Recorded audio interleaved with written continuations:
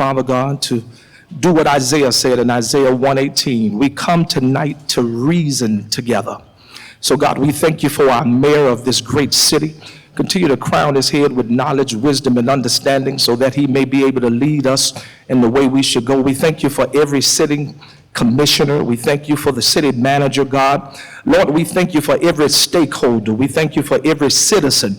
We thank you for everyone that's in attendance tonight, God. And we thank you for all of the county officials and everybody that's running for office and whoever thinking about running for office. God, we ask you to bless them tonight. But God, we thank you for our sheriff tonight. We thank you for his presence. We thank you for his command staff and for him heeding the call to come to Pompano to ask the questions and answer the questions that a lot of the residents may have, Father God, because we know all together we can keep our city safe. So God, we pray tonight like the Apostle Paul prayed in Philippians 1:6 when he said, I am confident that he that has begun a good work in us shall not only continue it, but complete it, not only complete it, but consecrate it until the coming of Jesus Christ. So we thank you tonight.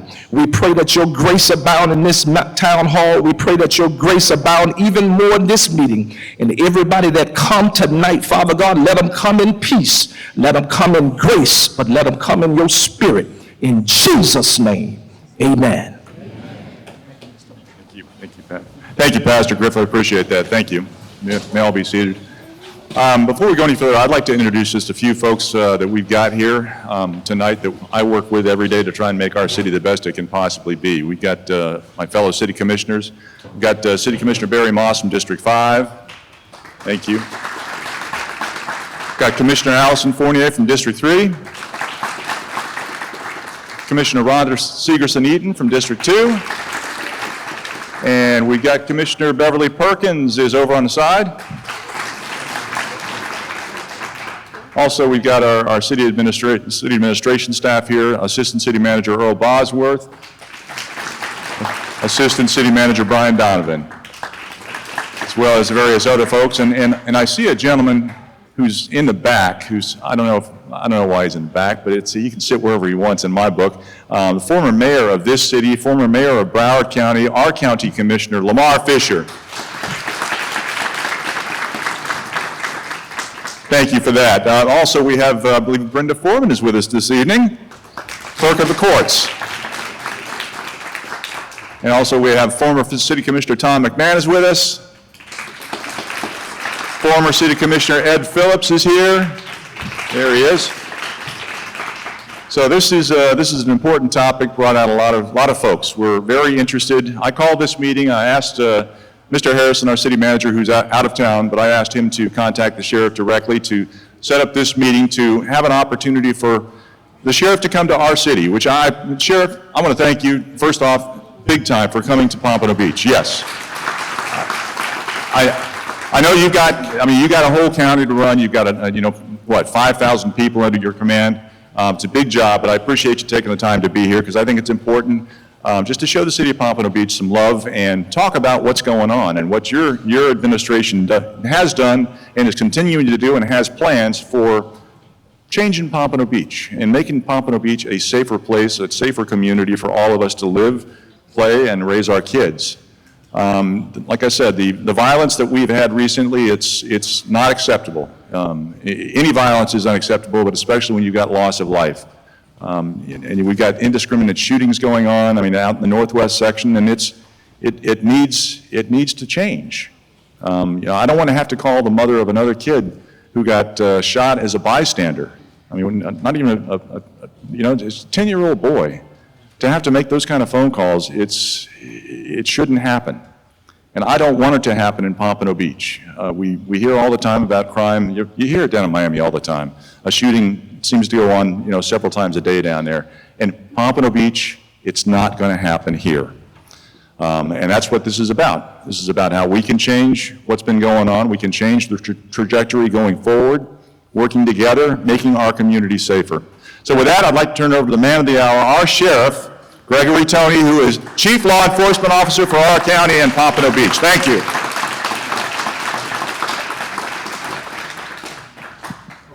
First of all, Mayor, thank you once again for the warm welcome and the introduction.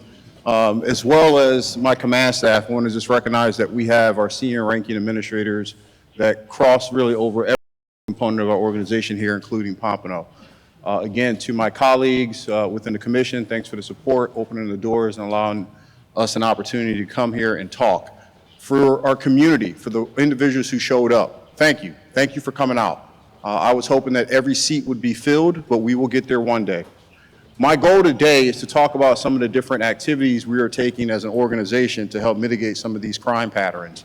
But more importantly, after I give you a synopsis about what we are doing, starting to open up this floor for dialogue about what else needs to be done. I'm going to preface this whole presentation that I'm about to go through with something that's very important.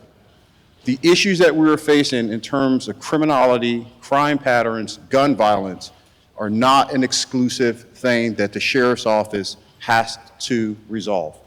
This is going to take a community effort. Too often, I get the phone call about a shooting that occurred, someone who died, and an investigation is underway, and then we have to track down and try to find these individuals who created this harm or took someone's loved one's life. That is a byproduct of a lot of social inequalities that exist in certain pockets of our communities that allow for criminal patterns to take place. For many of you who don't know, I'm just going to open this up for a second so you have a better understanding about what I'm going to go through and how I'm going to diagnose some of this stuff. Ladies and gentlemen, I'm not just a law enforcement officer. I've been an educator for almost 17 years. I have a PhD in criminal justice, and I live and eat and breathe this every single day for the past 6 years. I did not come into this organization to accept command and become some political figure and do all the things important to win an election every 4 years. I have been devoted on safeguarding this community. And sometimes that requires a hard conversation, but a truthful conversation. And you're going to hear things here today that may strike at your nerves, but it's going to be the truth. And so let me start with what we are doing. Over the last several weeks, since we've been seeing this influence, let me back up for 1 second. There's family members here who lost someone, all right? And we need to recognize them while they're here. There's no need for calling names, but I'm not just gonna speed bump through this presentation and not recognize that somebody's in a room that lost somebody. I've been there, I lost family members, I survived gun violence throughout my youth, and I'm still here, and I just wanna provide a message of hope. Don't throw in the towel on us, whether it be BSO or the city.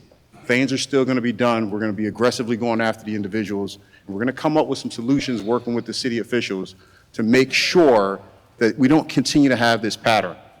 Now, for some, they would argue that it's not necessarily a severe issue. It's not, New York City. It's not Philadelphia with 600 homicides a year. Most certainly it's not. But you ask someone who lost somebody, and it's all of that wrapped in one. So we can't dismiss the figures in terms of how many people have been shot, the amount of shootings been occurred, and the people that has lost their life. We just recently went through an appointment period, bringing in a new major, a new district commander, David Elwood, who's here, and he's taken a grasp and running with some of the different projects that has taken place. We've shared, myself and the mayor and some of the commissioners, we've shared conversations over the last year or so, talking about what can be done, how do we go about increasing police practices, enforcing the law, and then holding people accountable without over-policing West Pompano. I'm going to go to West Pompano because that's where these issues are at right now, what we're talking about. Constantly in this country, there's a pattern.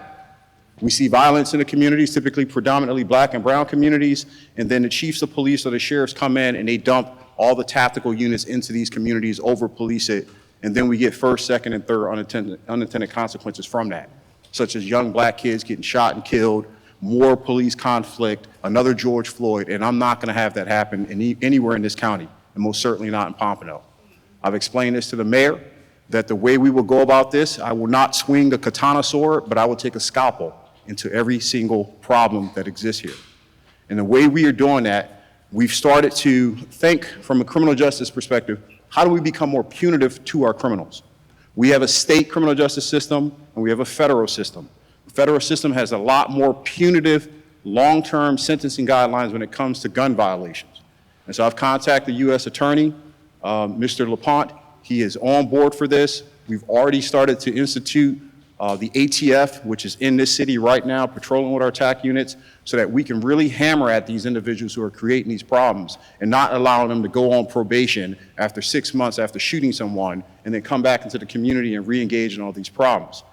The other significant aspect about that is that we will have the ability to pursue RICO, racketeering cases, which also brings stiffer penalties. The problem I have with seeing these reports is the continued suspects. It's the same name, it's the same people, it's the same pockets, it's the same gangs, it's the same crew. So if it's not working within our state system, it's time to turn it up and start hammering them with federal charges. That's going to take them off the streets longer. It'll give us the ability to organize and get people into racketeering cases where they're most certainly going to be taken off these streets. Now, Major Elwood has already launched different initiatives with the ATF out in the field, but it's not just left on the federal partners. Things that we are doing with our crime suppression teams and units and our SWAT team, which is full-time, they're out here. But they also understand what I started with. We are not going to over-police this community. We're not going to start jumping out and throwing every little black kid on the ground. We're not going to go down that path, all right? I've devoted to that. And the mayor's heard me say that on a multitude of different shootings. Now, we've had some successes. These 3 individuals who just recently arrested related to the shooting and killing of the 16-year-old that we had here. We are still investigating the shooting, the 10-year-old, that case. I'm confident we're going to get some resolutions in there, but it's still premature to just say we're going to arrest somebody instantly. Crime Stoppers, core team initiatives, our real-time crime center that's here, all these things are working effectively. But the problem is, anytime that someone loses a life, the instant response from the community is, what is the sheriff's office doing? And I've had a conversation on our last march that we had in the community. And my push was not so much necessary about what we're doing as an organization. All our stuff is trackable, accountable, and proof of concept is we're taking people off the streets. It's not as fast as I would like it, but part of the issue we have is we don't get a lot of community participation, whether it be fear of somebody deciding they're going to shoot your windows out, slash your car because you gave a tip, or whatever it is that, hey, Marsha, how you doing, Miss Ellen? I just spotted you. We didn't give her a shout out, who's also one of our activists in the community and the president of the NCAA, or NAACP. The problem we have here is that it cannot be just BSO. That's not negating our responsibility to safeguard this community. A lot of these issues are social issues for lack of resources that exist, whether it be an issue of dealing with somebody with mental illness, whether it be an issue of dealing with somebody with homelessness, whether it be an issue of employment opportunities, education, programs. All these things consistently are connected to criminality and crime patterns anywhere in this country. And so the challenge cannot just be what is the law enforcement component doing, but what are we doing as a community to bring more balance, fairness, and equitable opportunities for people to be successful in this community. We've seen patterns across this county where communities that were typically lower income, predominantly black and brown, Hispanic, Latino, communities being gentrified out and then later reinvested to be selling condos for $2 million. Well, my question when I see that is, what took that process so long to happen, and why must we gentrify the community to beautify and uplift it? The people who are here, most of our Pompano residents, some of the faces I see, they are 4 or 5 generations in. They shouldn't have to vacate because of violence. They shouldn't be forced out because there's no investments in these areas. Instead, we need to put our heads together and figure out, okay, what are some of the things that we can put in front certain pockets of community that will give some of these young folks an opportunity to either go to school, go to college, get a job? What employment opportunities we're dealing with? I speak not only as a professional, but I speak as someone who survived this in Philadelphia. And it's the exact same signs and symptoms.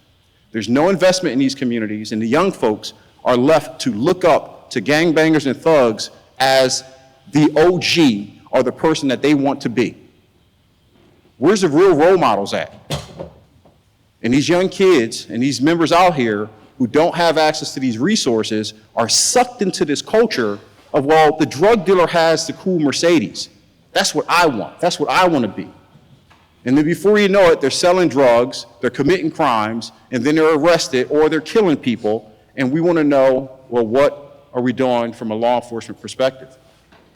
When we start taking activities, it's too late. Somebody's already died, a crime has already occurred. It's retroactive, like we're going backwards to try to figure out what the solutions are. So with all the community activity programs that already exist, with all the law enforcement operations that are occurring, two things are going to happen. People are going to go to jail, right? That's one, when we track them down. And then the second element, if we can get more programs in it, we're going to start reducing the amount of people who are flowing into this criminal justice system. We looked at the patterns. If you're not familiar, I think the highest homicide rates that we had, it was about 23 in around 2020, right after COVID.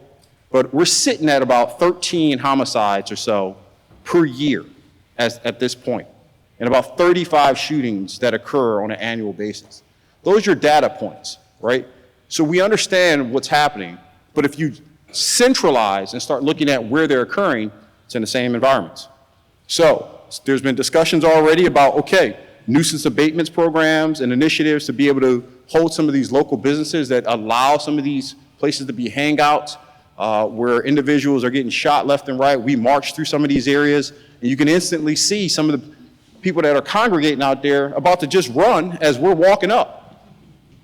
Instantly.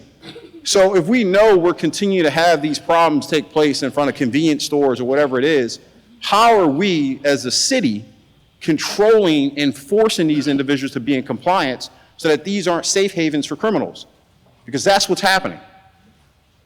We get 15, 16 shootings at one location, and the business owner doesn't have any vested interest in changing that because they're getting paid, their sales are still up, but yet we're burying bodies. We need to hold every single person accountable in this community that allows it to be acceptable. That's one start.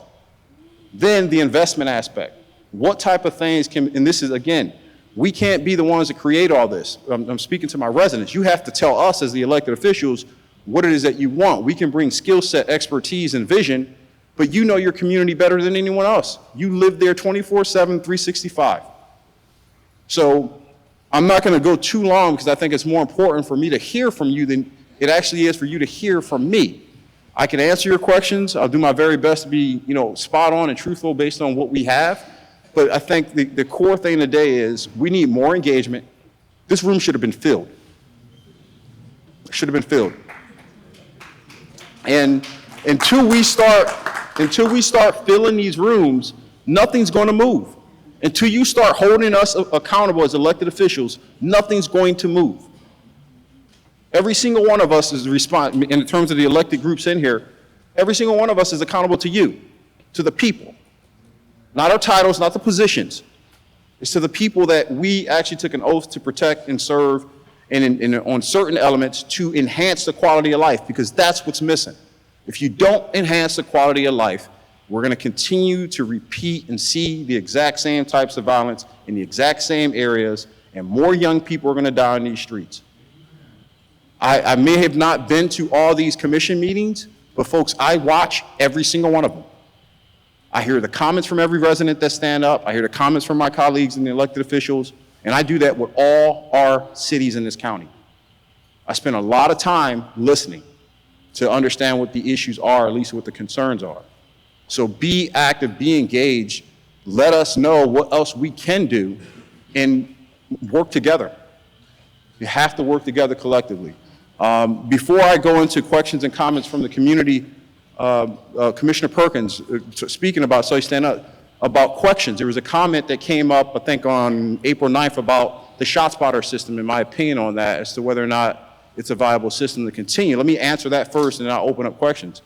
The City Commission had invested into a ShotSpotter system, which is basically an acoustic sound system which will identify shots being fired and pinpoint it down to almost the precise location. That program has been around for quite some time in terms of the technology. It enhanced, it got better, and it was a time to make the investment. And so the city supported the aspect, engaged in procuring it. But here's the thing. The ShotSpotter system notifies us about shootings that are taking place, but we still don't get the same value or even comparison of the 911 calls that should be associated with it. Our deputies in fire rescue as well, not under my command, but it's all the same, have responded to calls in theater where there was a shooting, someone laying on the ground, someone dying, and no one dialed 911.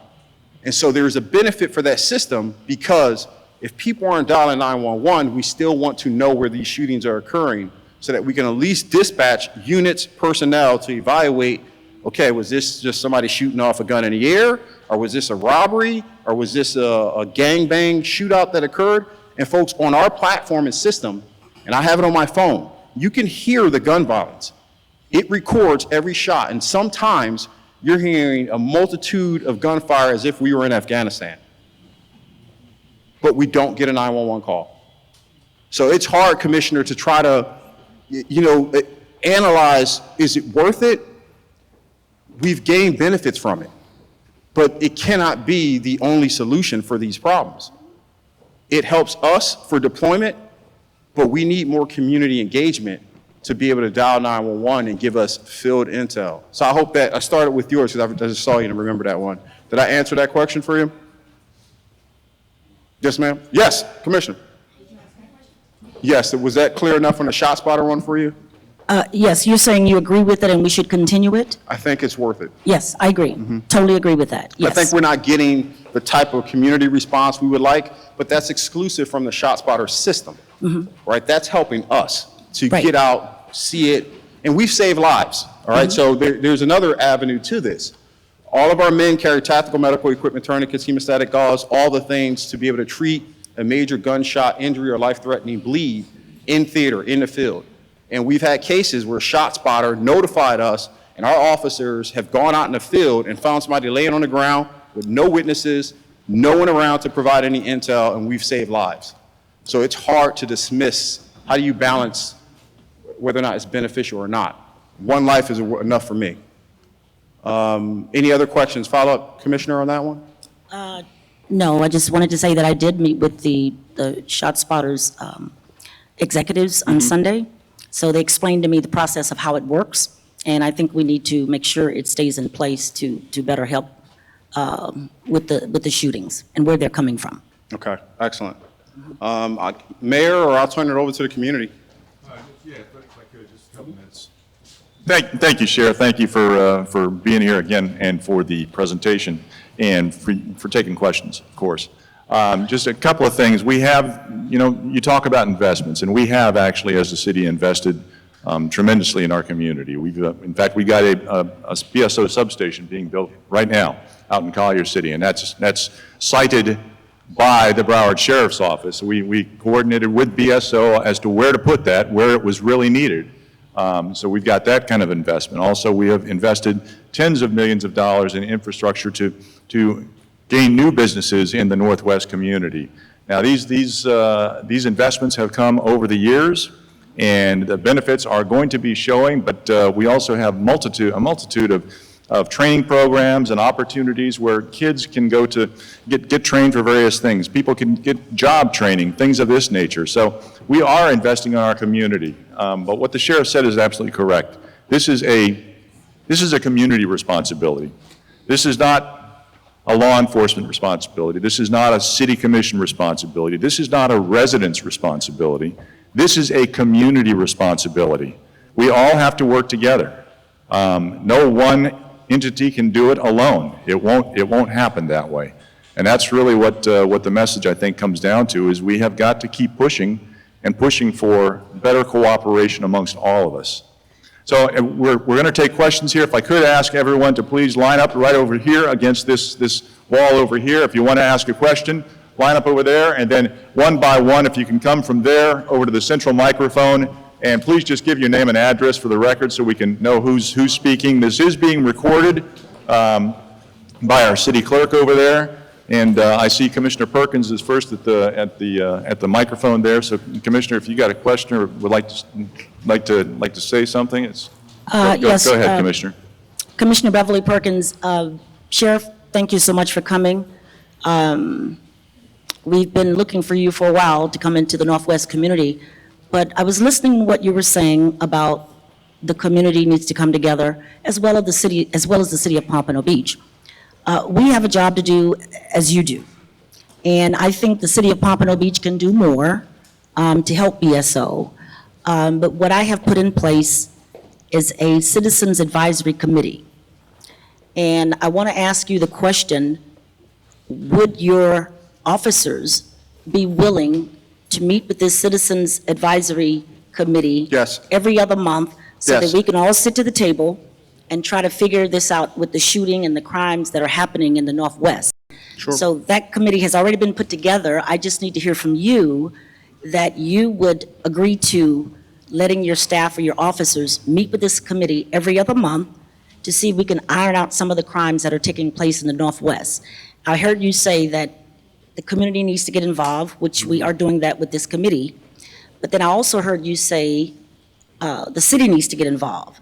So there's a lot more the city can do. I heard the mayor said that we're investing in the community. I think the city can do more as far as investing in the community. But before I sit down, I want to ask those families that are present to stand if your loved one was murdered or killed in the city of Pompano Beach. Please stand.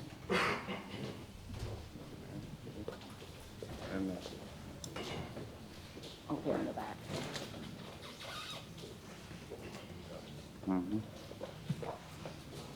Okay, thank you so much for coming.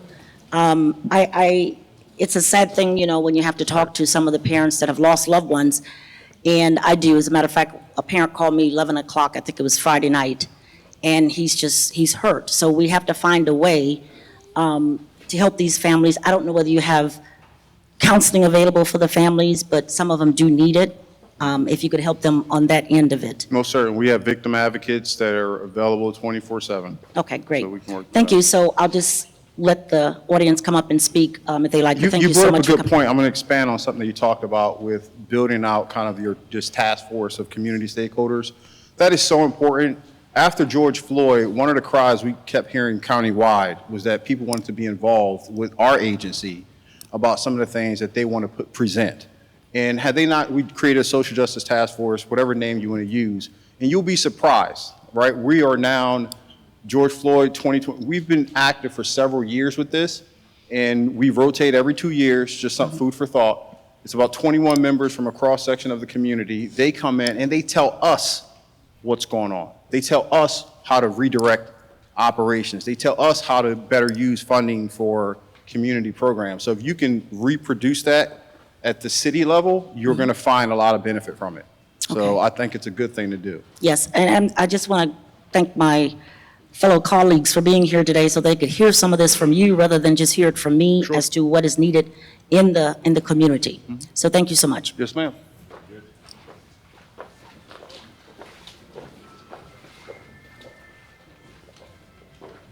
I'm Jamal Robinson. I'm the pastor of Thomas Temple, so that's how I have here. Okay, so to see you. Commissioner hit one of my points. You all spoke highly about community policing, but we see a lack thereof of community policing. We see call policing, but not community. How do we get back to the place of community policing that we see more officers in the community? I understand you don't want to saturate with polices everywhere, but unfortunately, the state that we're in, we need to see more visibility. So how do we go back to community policing? Yeah, no, we haven't gone away from community policing. So let me just put it in perspective. Community policing is conceptual about how do we engage, build relationships with stakeholders. So whether it be pastors, whether it be business owners, and having more of a one-on-one first name basis versus there's another deputy. Now I say, oh, that's Greg. Greg's worked our district for a long time. I can trust, I can give him information. I can talk to him about things going on. We launched our neighborhood support team about almost 6 years ago when I first came in so that we can customize what community policing looked like. One of the things I saw coming in was we had this cookie cutter approach and we was ramming down one model of community policing that didn't make any sense to me, right? And it didn't make any sense from research that I've seen. You can't take community policing principles that you use in Pompano and then apply them to Weston. The issues that are going on in Pompano are totally different than those that are going on in Weston. So you have to have a customizable program. And so we, now Major Peterson had led that up, built that group out, and every single district command has their own neighborhood support team specialists. And how that helps me is when they have individual issues that are taking place in Pompano, it feeds up through our major, and then it finds its way on my desk about here's what community policing is looking like. We got out the car more frequently. We started doing more business contacts. We built different coalitions with different stakeholders and community leaders. So it's effective in that sense, but I don't want to blend the two. I'm not saying we're not going to do community policing. What I'm saying is we're not going to have some aggressive task force out here that's just jumping out on anything that moves. Because eventually, Jamal, you know this, eventually it's going to go bad. Right. And so before I have to fire somebody for excessive force, let's be more strategic.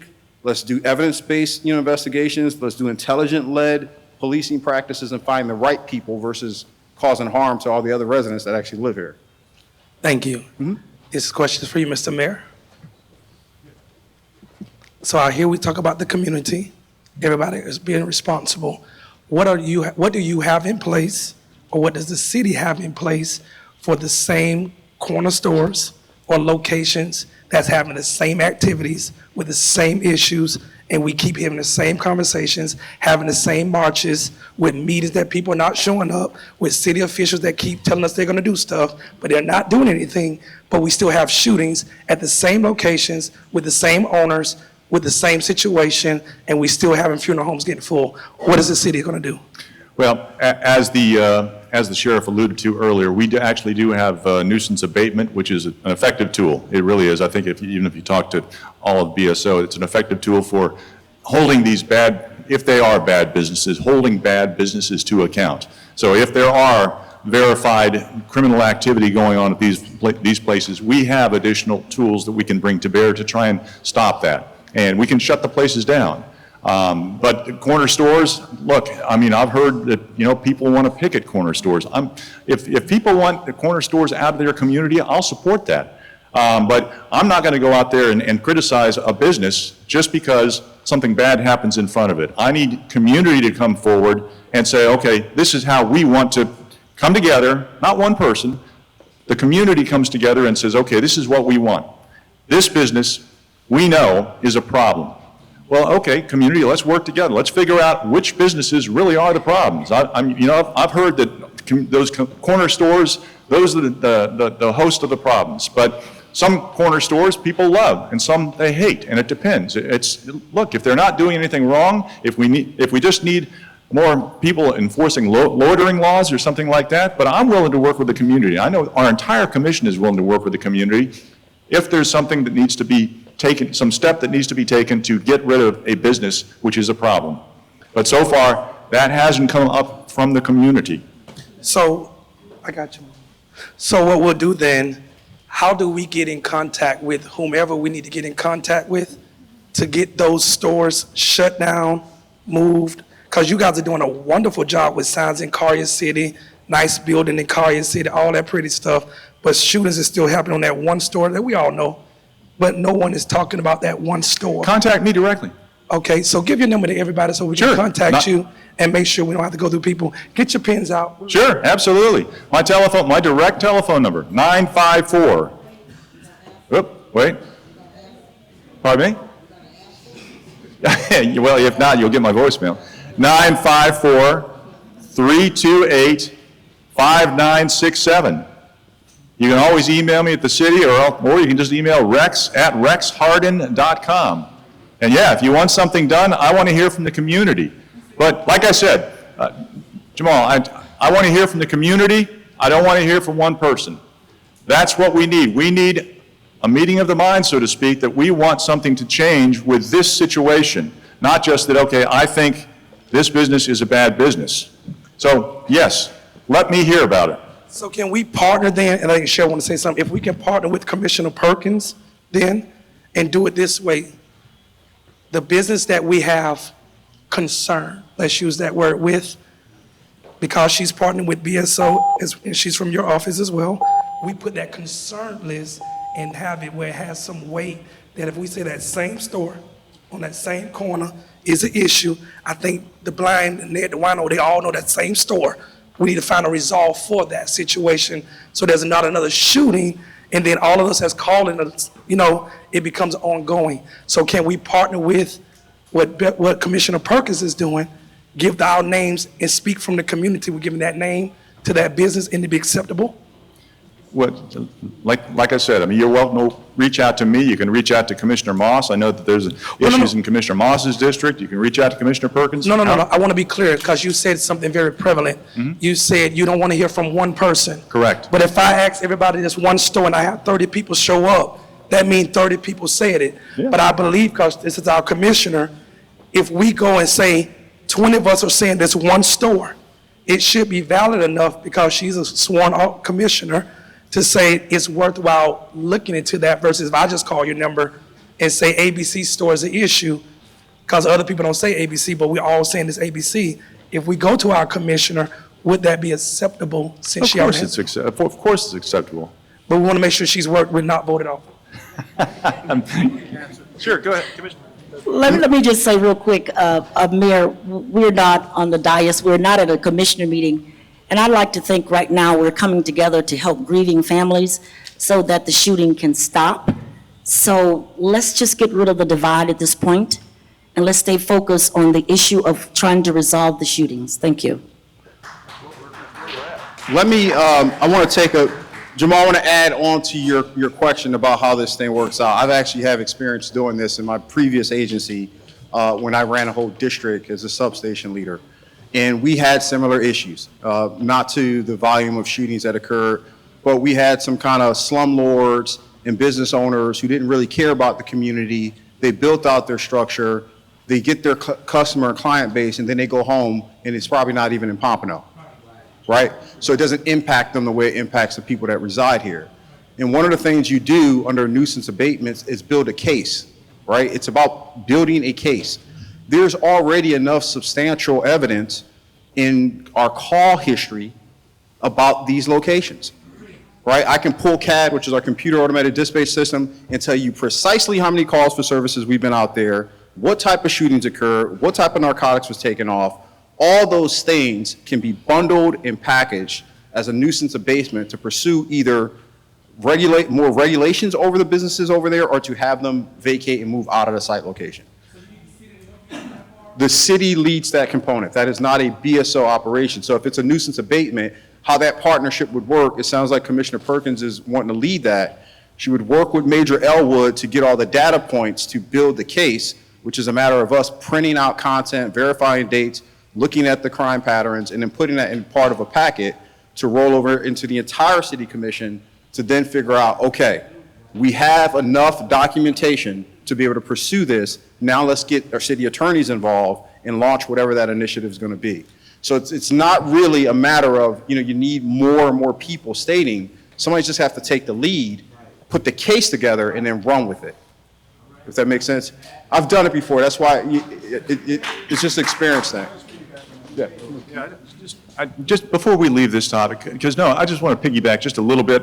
It's not necessarily getting rid of a business either. The impacts to our community can be as simple as a rundown structure. You talk about convenience stores. Well, there was a convenience store in Northwest Pompano, the Akel Market. That place was just a rundown mess. Until finally I pushed the city attorney's office because we had $127,000 in code enforcement fines against them. And I pushed the city attorney's office to foreclose on the place.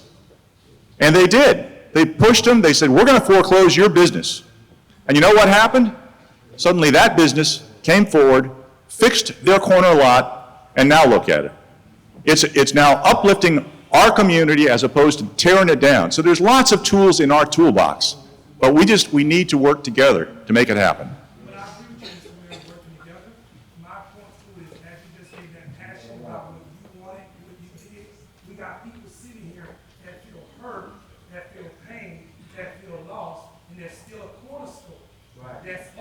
That's maintaining hours all days and can't be touched. So evidently somebody's gonna come. Because Okay.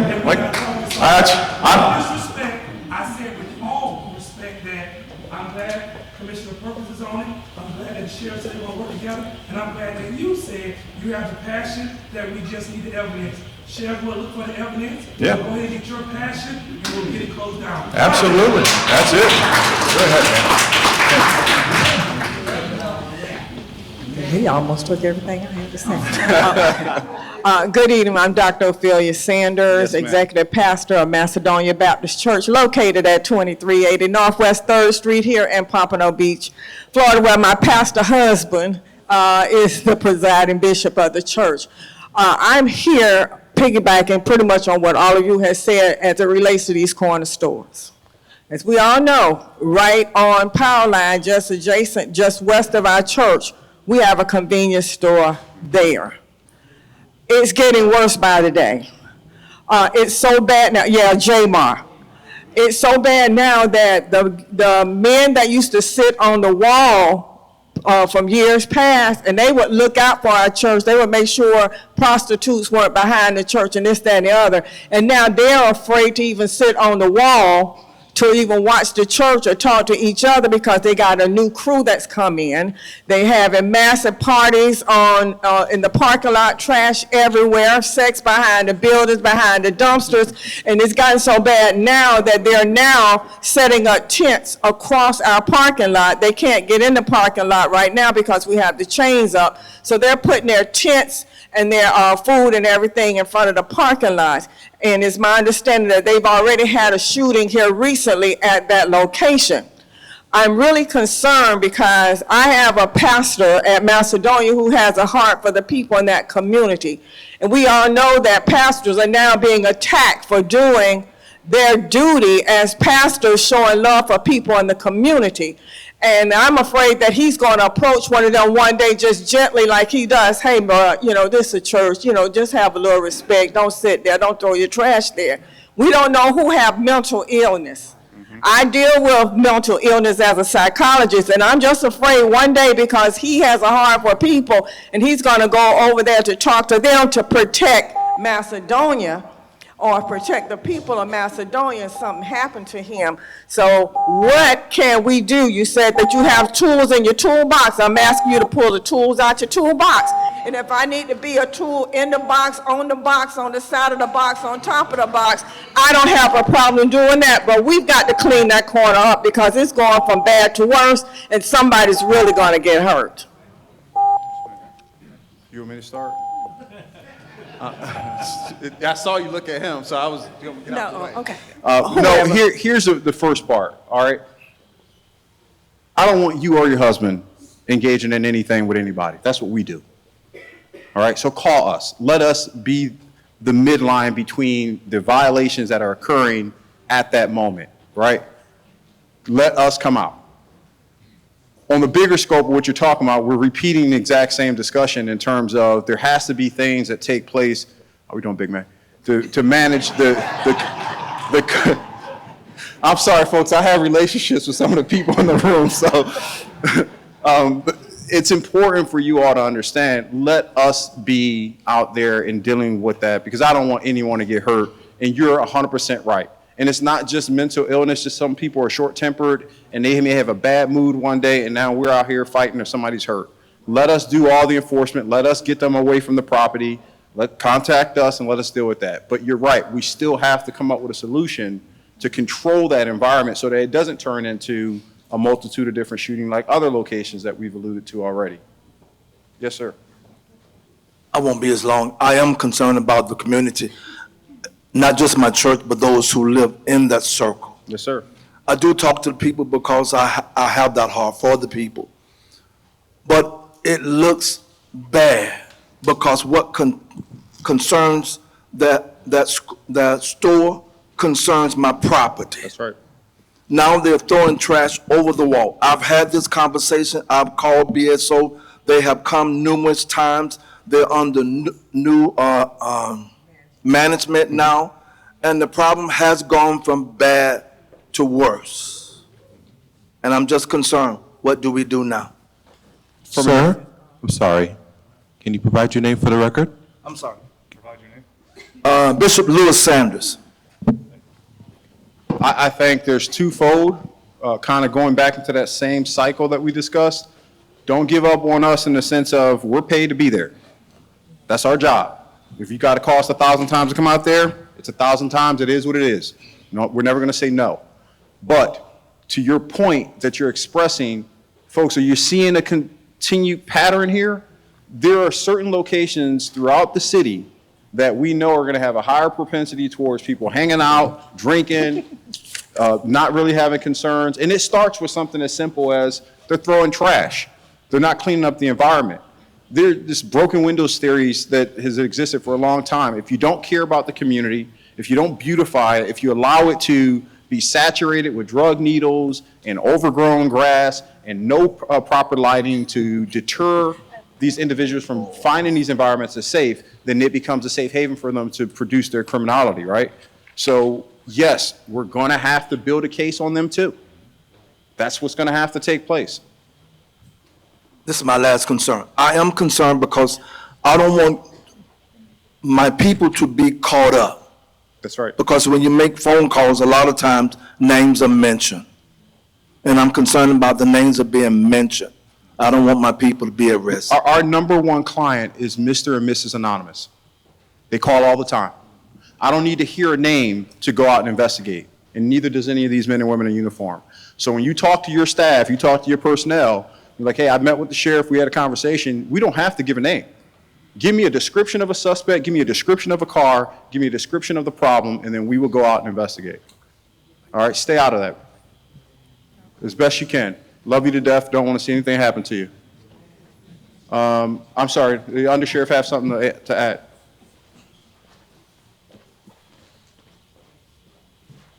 Good evening, Under Sheriff Nicole Anderson.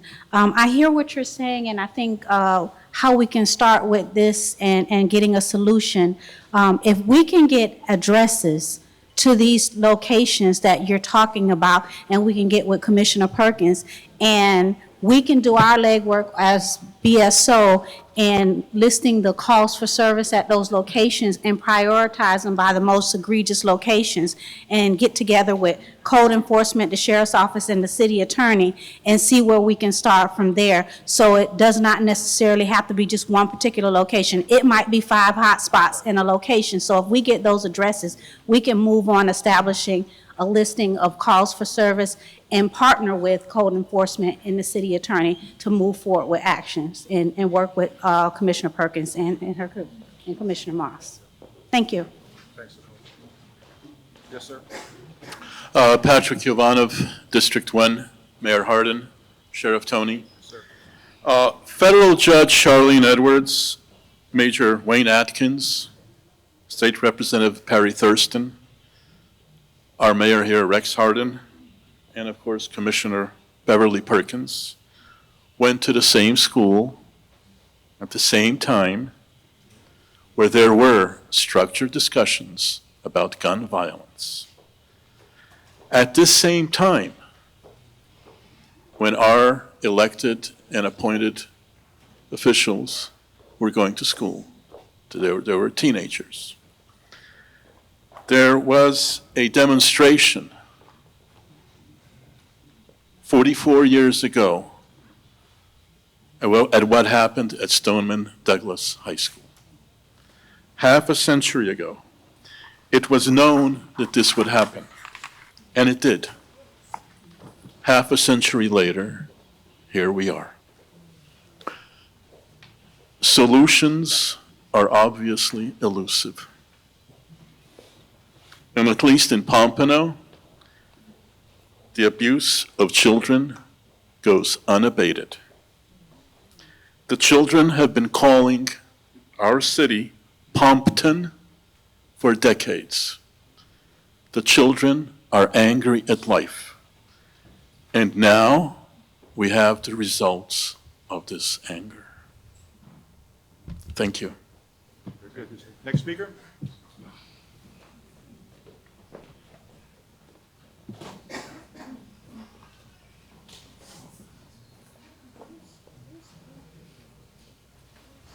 Good evening. My name is Gloria Irvin. I live in Esquire Lakes.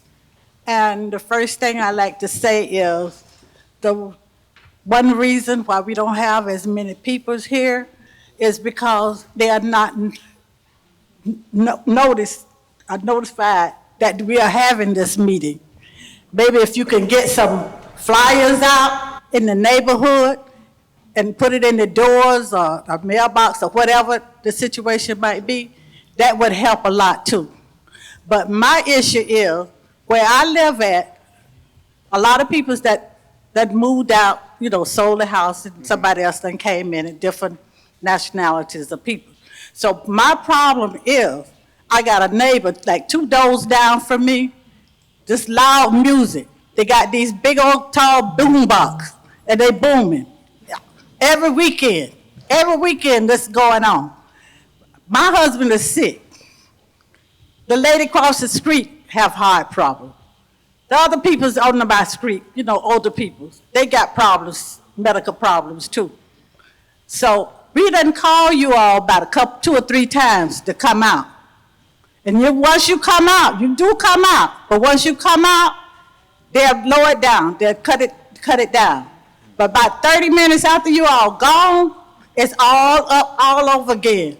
So now, the first time it started happening, I did go down there and speak to one of the persons that lived there and ask them, would they please turn it down or whatever. He told me they was checking their box out. So, okay, that went on. So now it still continue every weekend, Saturday and special on a Sunday when the games are on. And that, I don't know what to do now. We don't know what to do. The little girl Saturday, my neighbor, little 3-year-old girl, was standing on the outside. She said, you know what, Mommy, I'm going in there and I'm gonna call the police because that music hurting my ear in here. So what can you do if children complaining? Well, there's a couple ways to deal with this, noise complaints and everything. The city has noise ordinances and restrictions on what time of day you can play loud music so that we don't have this type of disruption. Don't lose focus on contacting law enforcement for us to get there. What typically happens is what you said. They get savvy, they know we're coming, they turn the music down. But what our deputies can do, we keep getting repeat calls out there. We can stage, we can assess the noise, and if it continues, you can start writing citations. But it doesn't typically happen the first couple of times because it's a noise component. So it takes a repeated calls for service where we're going out there and our deputies actually capturing it, and then you can write a citation. Okay, well, we've just been putting up with it for these last few months and everything when they do it. And because, you know, like I said, we done called 2 or 3 Sure. times, and they just turn it down when they out there, when the officers come out there. But that's it. Another thing I want you all to consider when we're talking about issues like this, right? It's a nuisance thing, it's a noise complaint. When we're getting calls, we answered 130,000 calls in Pompano last year, okay? So there's a order of priority that takes place in our dispatch system where if there's shootings, violence, property, there's a tier of things. Unfortunately, a noise complaint is going to be on the lower level of those tiers. You didn't address this. This wasn't an issue you brought up, but I've heard it in previous town halls where people say, hey, you know, we called the police for a noise complaint and it took him or her 2 hours to come out. It's not that they're ignoring the call, it's that they're answering all the other high priority calls. So if you ever find yourself in that situation, no, we're gonna come. You know, if you called a second time and say, and I'm not saying to do that, but if you called a second time and say, I think somebody's shooting, then the priority changed. Now don't abuse that, folks. I know somebody in here just said, now I know how to get them to respond. Do not do that. Okay. All right? I'm just explaining to you what happens so that you don't think we are not aware of the incident. It's just things happen repeatedly. Yeah, because I'm not planning on going down there to speak to them again about it. So Call us. We'll talk to yeah, them. because I don't want them But- shooting me. And Okay, let us take care of it. thank you. Yes, ma'am. Got another one? Yep.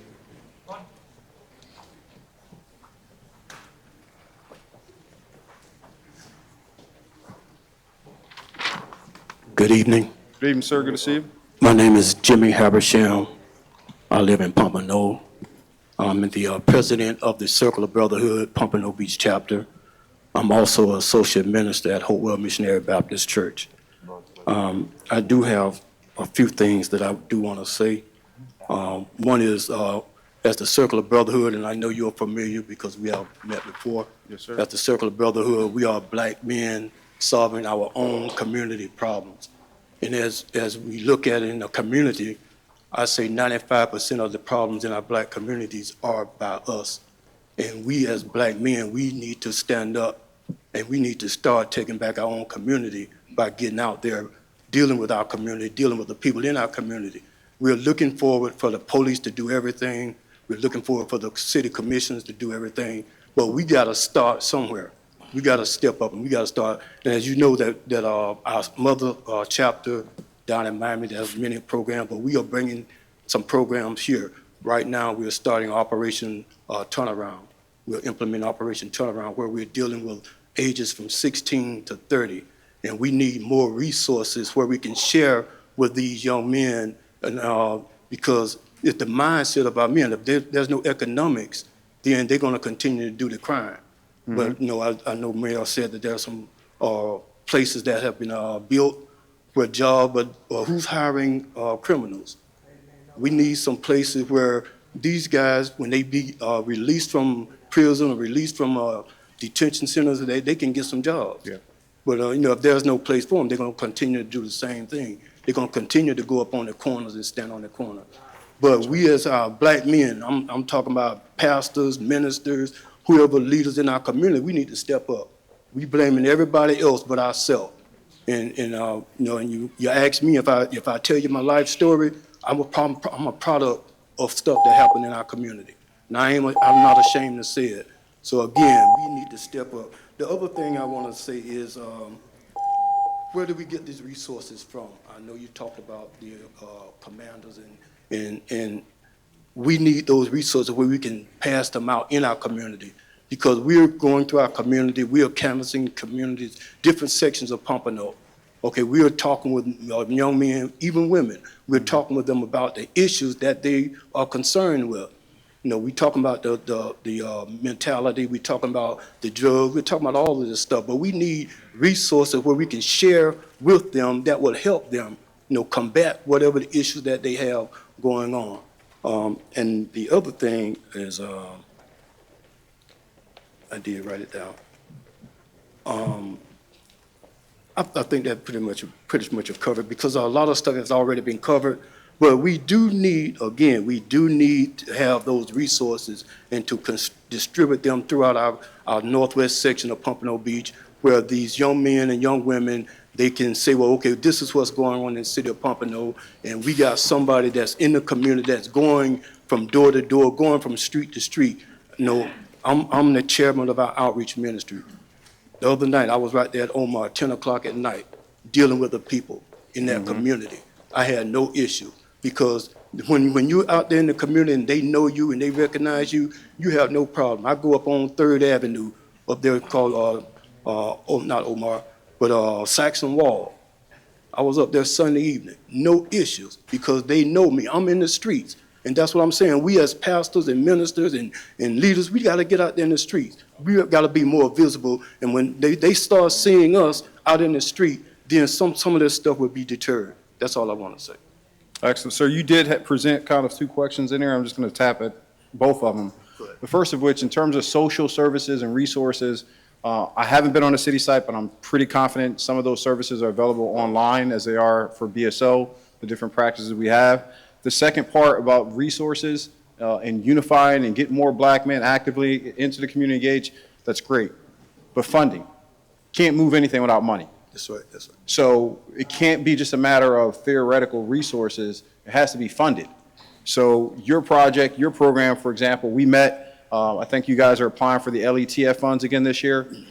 If there's 501(c)(3)s out here, CEOs that are managing these different corporations or different social groups that are uplifting this community, where's my chief of staff? Sir, when's our, April 24th is a mandatory training that we have at 2 to 4 p.m. It's a couple hours. The idea is to make sure people fill out the paperwork appropriately, because we've seen too many really viable, good programs that apply for funding through the LATF funds, but the paperwork isn't done right. So please attend, learn how to fill this paperwork out. When I first came in 2019, we issued out $639,000 to about 80 plus different 501(c)(3)s. That number has been increasing. Last year, we hit 888,000. And you can thank all my undercover detectives that work narcotics for taking all the money from drug dealers who are doing all this stuff. This year, we have $1.1 million that I'm going to disperse back into this community. So if you have a 501(c) operating in Pompano, you better be inside of the training coming up. And again, if we need to print that out, go on our website, it's all up there. We are trying to give money back into these programs. And I'm going to say something here that we had to put checks and balances into this program because the past practice was the sheriff will give it away to whoever they want. And again, minority-based 501(c)s didn't get their fair share. So I put regulatory guidelines on who gets this money, what type of training, certification that they get, so we can equally disperse this out to the people that need it the best. So I'll see you in a couple weeks, it sounds like, right?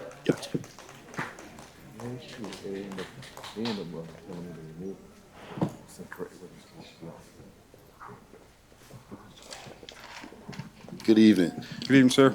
David Miller, Culture Ambassador, member of Circle of Brotherhood, Pompano Beach, and also family member of a loved one lost to gun violence. So I just wanted to come up and say, it's times at night where I get to thinking, believe it or not, I think, and it all ball up into one nap on my head, and it turns into an idea. I was saying to myself, there's a whole lot, you guys got advanced facial recognition. And you also, I done watched it. I mean, every kid in Pompano done been fingerprinted, you know, like all the little ones from second grade. So now I was saying to myself, and I hate to be the one to say this because I'm not for censorship, but the question is there a task force or a group of people watching social media? Because there's no fear out there. And they're filming it. And what I'm trying to say is the new things like, oh, drop the Addy. I done been and seen some things, you know. I was like, oh, let me see what's going on. And it turns into the cars doing donuts and all kind of shots being fired and stuff like that. So not me, but y'all come up with somebody to watch that. And I think you'll find out that if you watch the violence influencers or instigators, however you want to say it, through that, you can press block or flag or whatever. And then the less it's being seen, I think the less the kids will be enjoyed or entertained by it. Because I personally post things, I try to be positive anyway, and I get 10 likes versus they 3,000 likes on some gun shooting. So my question is there someone or some kind of a group of people that will watch social media to then act as that being a resource for you guys? Because look, once the storehouse shut down, we moved into the future, and that's the future already. You know, so that's one of my questions.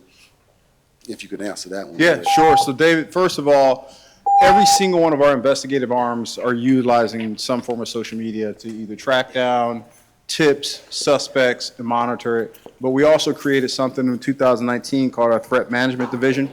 And these are the folks that are working in our real-time crime center, and they do a phenomenal job with tracking leads down on any type of threats or shootings that we have take place. It's a lot of time-intensive work, but that's what they do best, right? Because you go on the web, you go on, let's say, somebody's IG page or Instagram page. I'm pretty certain that, you know, Johnny Two Legs 3636 is not his real name. So we have to go back, do an inquiry, pull certain records, figure out who they are officially, and do follow-up investigation and everything, and it's been successful. Right. I won't get into too much of the technical stuff, you know, because they might be watching. But yeah, we're on top of it. So that's an easy answer in terms of what we're doing. Did you have another one, Dave? Yeah, another one really quick. I wanted to ask, is citizens arrest a real thing? Like I saw this George Zimmerman thing. Is that something, or they just made it up and Stay away from do what they want to do? You guys pay taxes, let us make the arrest. Okay. All right, I don't want. But on a serious note, it's a lot of new people coming into our community, and they think they know something or want to do something. And we ain't gonna play with them, and I don't know, it could be turning into something. I prefer avoiding any conflict amongst the residents, right? We're almost 6,000 strong. That's our job, right? Our job is to fight for you. All right. Yes, Thanks. sir. Thanks, David.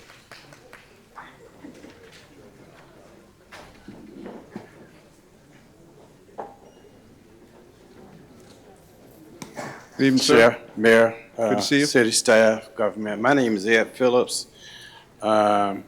Geez, y'all got me into the routine. I currently reside at 384 Northwest 19th Street, Pompano Beach. I'm here representing my family, and I'll start off by saying that I think that, first of all, the sheriff's office, the police officers are sometimes between a rock and a hard place. And let me tell you what I mean by that. I heard you mention initially at some point in time that you were looking at some federal rules or regs to enact. My only concern is that, watch that rabbit hole, because we had 3 strikes, you're out, and that was a federal initiative, and that turned out to be a problem for African Americans in particular. So as you pursue that avenue for enforcement, I would be mindful of that rabbit hole. In addition to that, I'd like to see somebody enact some rule or regulation to pick up all these Walmart buggies that people are utilizing, because the people that are utilizing those buggies are usually part of issues that mushroom out to larger problems. In addition to that, I'd like to see, I don't know if they're still doing it, police officers have something called sensitivity training. They used to have that many years ago. I thought it was very, very productive, because it would have initiatives that would allow them or show them how to engage in various cultures within a community. I would hope that you would relook at that, because it's very, very important. The other thing I'd like to see, and I don't know how you're going to address it, is listen. Let me be perfectly serious. If you're not going to enforce the no loitering signs, take them down.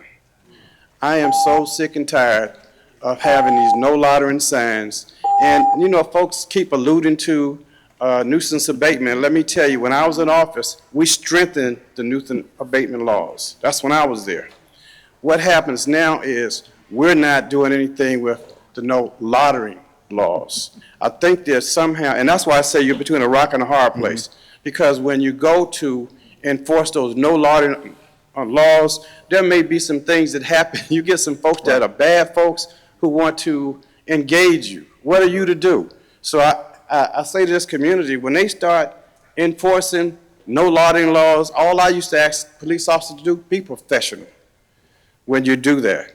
If you enact those laws, then all this, because I used to have this discussion with Jennings, Sheriff Jennings at the time.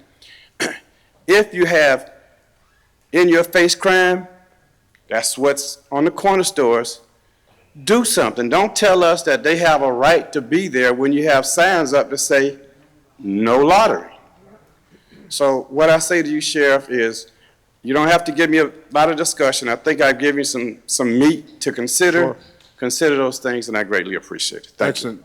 Mr. Phillips, I will respond a little bit for you, because I want you to take away from this, as well as the rest of the community. For clarity, the federal regulations and bringing the ATF and the FBI and all these different federal resources into Pompano is not a new mandate in terms of new laws. All right. What our focal point is to use the powers that currently exist, the legislation that's on the books when it comes to weapons usage and weapons violations, using those federal statutes to be much more punitive in the charging aspects. So, for example, we arrest somebody on a gun charge. Let's say he shot up in the air, he shot somebody, whatever it is. We're going to take that person into custody. There's going to be state charges that will be supplied. Harold Pryor will pursue the state charges. But knowing how the state system works, people get out on probation a lot earlier. People aren't always prosecuted because his office is task saturated and they have tons of cases. Whereas, okay, why not piggyback and have the ATF also pursue the weapons violation aspect, so that when the person gets out of the state system, they still are subject to federal charges. And that's a big deterrence, folks. These criminals out here don't want federal charges. They all know about it. We launched this operation, and David was talking about the social media thing. And on social media, it was BSO out here with the feds. That's what we want. And we want to charge them appropriately. 3 strikes laws and all that stuff, mandatory sentencing, we're not going down that path, right? That's not what we're focused on. The state has its mandatory sentencing guidelines, and you're 100% right. Like most things that get regulated. The minority population, black and brown people, are on the surplus of these arrests and everything else, and that's why most of those dropped. In terms of sensitivity training, back in 2019, when I came in, this was already a cry for reform. Well, I saw my own cases that I had. I didn't need a George Floyd. I had to fire about 75 people since I've been here for excessive force, misconduct, and everything else. And one of the things I challenged this entire community with, and we did it, was we're not going to ignore the realities that there is conflict amongst law enforcement and black and brown people in this country. And in order to reduce that, we were going to have to open up different types of sensitivity training that spoke the truth about what was going on out here and why black people feel adverse to law enforcement. And I challenged every single chief of police. It's the first and only county in this state to do it. We sent everyone through mandatory racial intelligence training. And initially, the other chiefs of police that didn't fall under my command was resistant to it. And I told them if they want our helicopters and all our added support, their people are going to go through this training. And then they said, well, we can't afford it. So I took $1 million and paid for the training. And we continue to do that training every single year as part of our annual profile. If we're going to train people on how to shoot and fight, we don't shoot people every day and we don't fight people every day, but we're talking to someone every single second of our jobs out here. That's what's happening. So communication is key. And then Mr. Phillips, the last one, the loitering aspect, right? That is a tool for us. And that's part of how you build these cases when we're talking about the nuisance component. You can go out, you can make some arrests, you can take some people in custody for loitering, but we also want to make sure we're taking the right people. Because I've seen this happen, right? You get a couple of gang-banging thugs hanging out at the store, and then you get a good kid who just finished practice, and he comes through and he gets caught up in that bundle of 3 bad guys and 1 good guy, and then they all go to jail for loitering. So it has to be back to what I said, it can't be a katana sword, it's got to be a scalpel. We got to be precision type strikes so that we don't abuse good people in this community. Yes, sir. Well, I think that's a good perspective, but in addition to that, I think when you start talking about sensitivity training, that's when you use that tool with that loitering component to determine who in that group, needs to go. I do not want us to find a way not to react to the loitering component, because all of us, sometimes we see these same people day after day, year after year, they're doing something else at the same spot. So I hear you. Those are the ones we want. Yeah, but I hear you, but I would ask that you don't use that analogy not to enforce the no loitering. Now, as I take my seat here, I want to say this. This goes to the commission itself.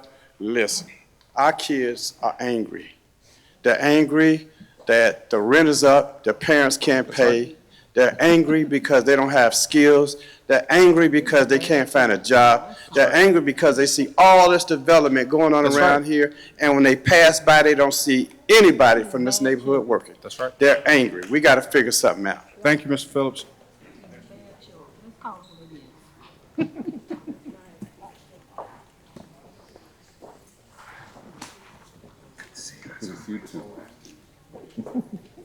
You're great. My name is Rob Phillips. My dilemma in my discussion is to Sheriff, Tony, and commissioners. You're not doing enough for the area that we complaining about. J-Mall, Macedonia Baptist Church is inundated with homeless, crack pipes, open sex, open smoking, and defecating periods of blood everywhere. We had a shoot last week over $3. I go to the commission and I said one thing. I said, you hear me, but you really don't care because you don't have to live in this neighborhood. And you may see and say, oh, it's happening on the east side. No, it's not happening on the east side like it's happening in the black community. I try not to go there, but the truth, I got this thing called the truth hurts. You don't want to hear the truth. You rather hear a lie than hear the truth. The truth is that you got 10 police officers came to this area today to talk to the homeless. They had took over the parking lot on 2nd Street, J-Mart, and Paul Land Road. They had took over the parking lot. 10 police officers come there. I don't think they were veterans. You need officers like Aaron Moore or Darrell Starling, who they're not intimidated with. Now these guys, they're not intimidated, but the other ones, the ones that they had, they act like they be intimidated by these homeless people. Afraid to tell them that you got to leave off these people's property. But then we in the office working, we got homeless people running inside our office stealing candy and running out the door, and we sitting there working and like, what's going on? Call the police, they take 30, they might come. Then again, by the time they come, they gone. It's not your fault. Badlands, I know you from the Badlands, and I know you got a whole big department to run. But we need more to be done in the Northwest section with the homeless. If you take time, Sheriff Tony, go on Copeland's Road and FedEx, if you just take time and look and see how these people are living in the woods. This is a community of homeless people in Pompano that are living in the woods.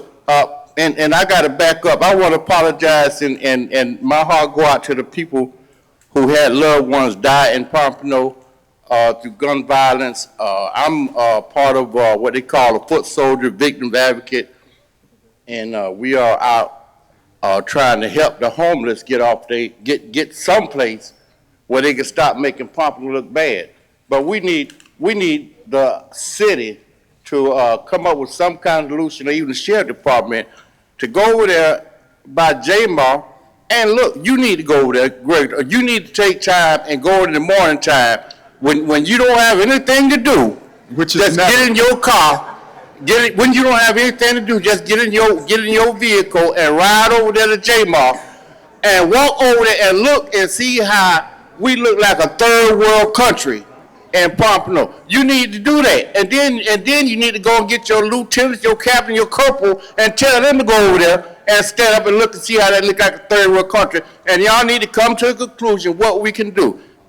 In Collier City, we get ready to put up a substation. Circular Brotherhood. You need people like Circular Brotherhood, My Brother's Keeper, to be there. You need foot soldiers to be in that place that can go out there and talk to those people, to them drug dealers, and tell them that they got to straighten up their life. Because they're not going to listen. They are not going to listen to that PhD. They want to listen to that thug that's been out there sleeping in the streets on the corner. You need to have somebody in that place to get out there and talk to them people, tell them they got to stop tearing up our community. It's not, and matter of fact, when you talk about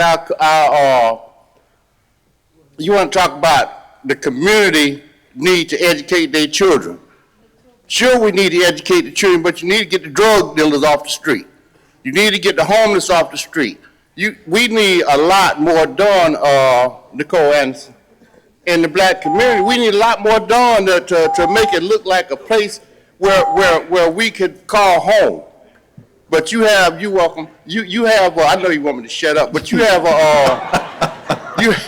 you have all this beautiful development coming on in Pompano. We got beautiful development coming on. But then again, you come on J-Mall, you come to J-Mall and go by Macedonia, you got a third world country where people smoking dope, laying on couches. They got beds there, they got chairs there, and then they got buckets full of the whole household.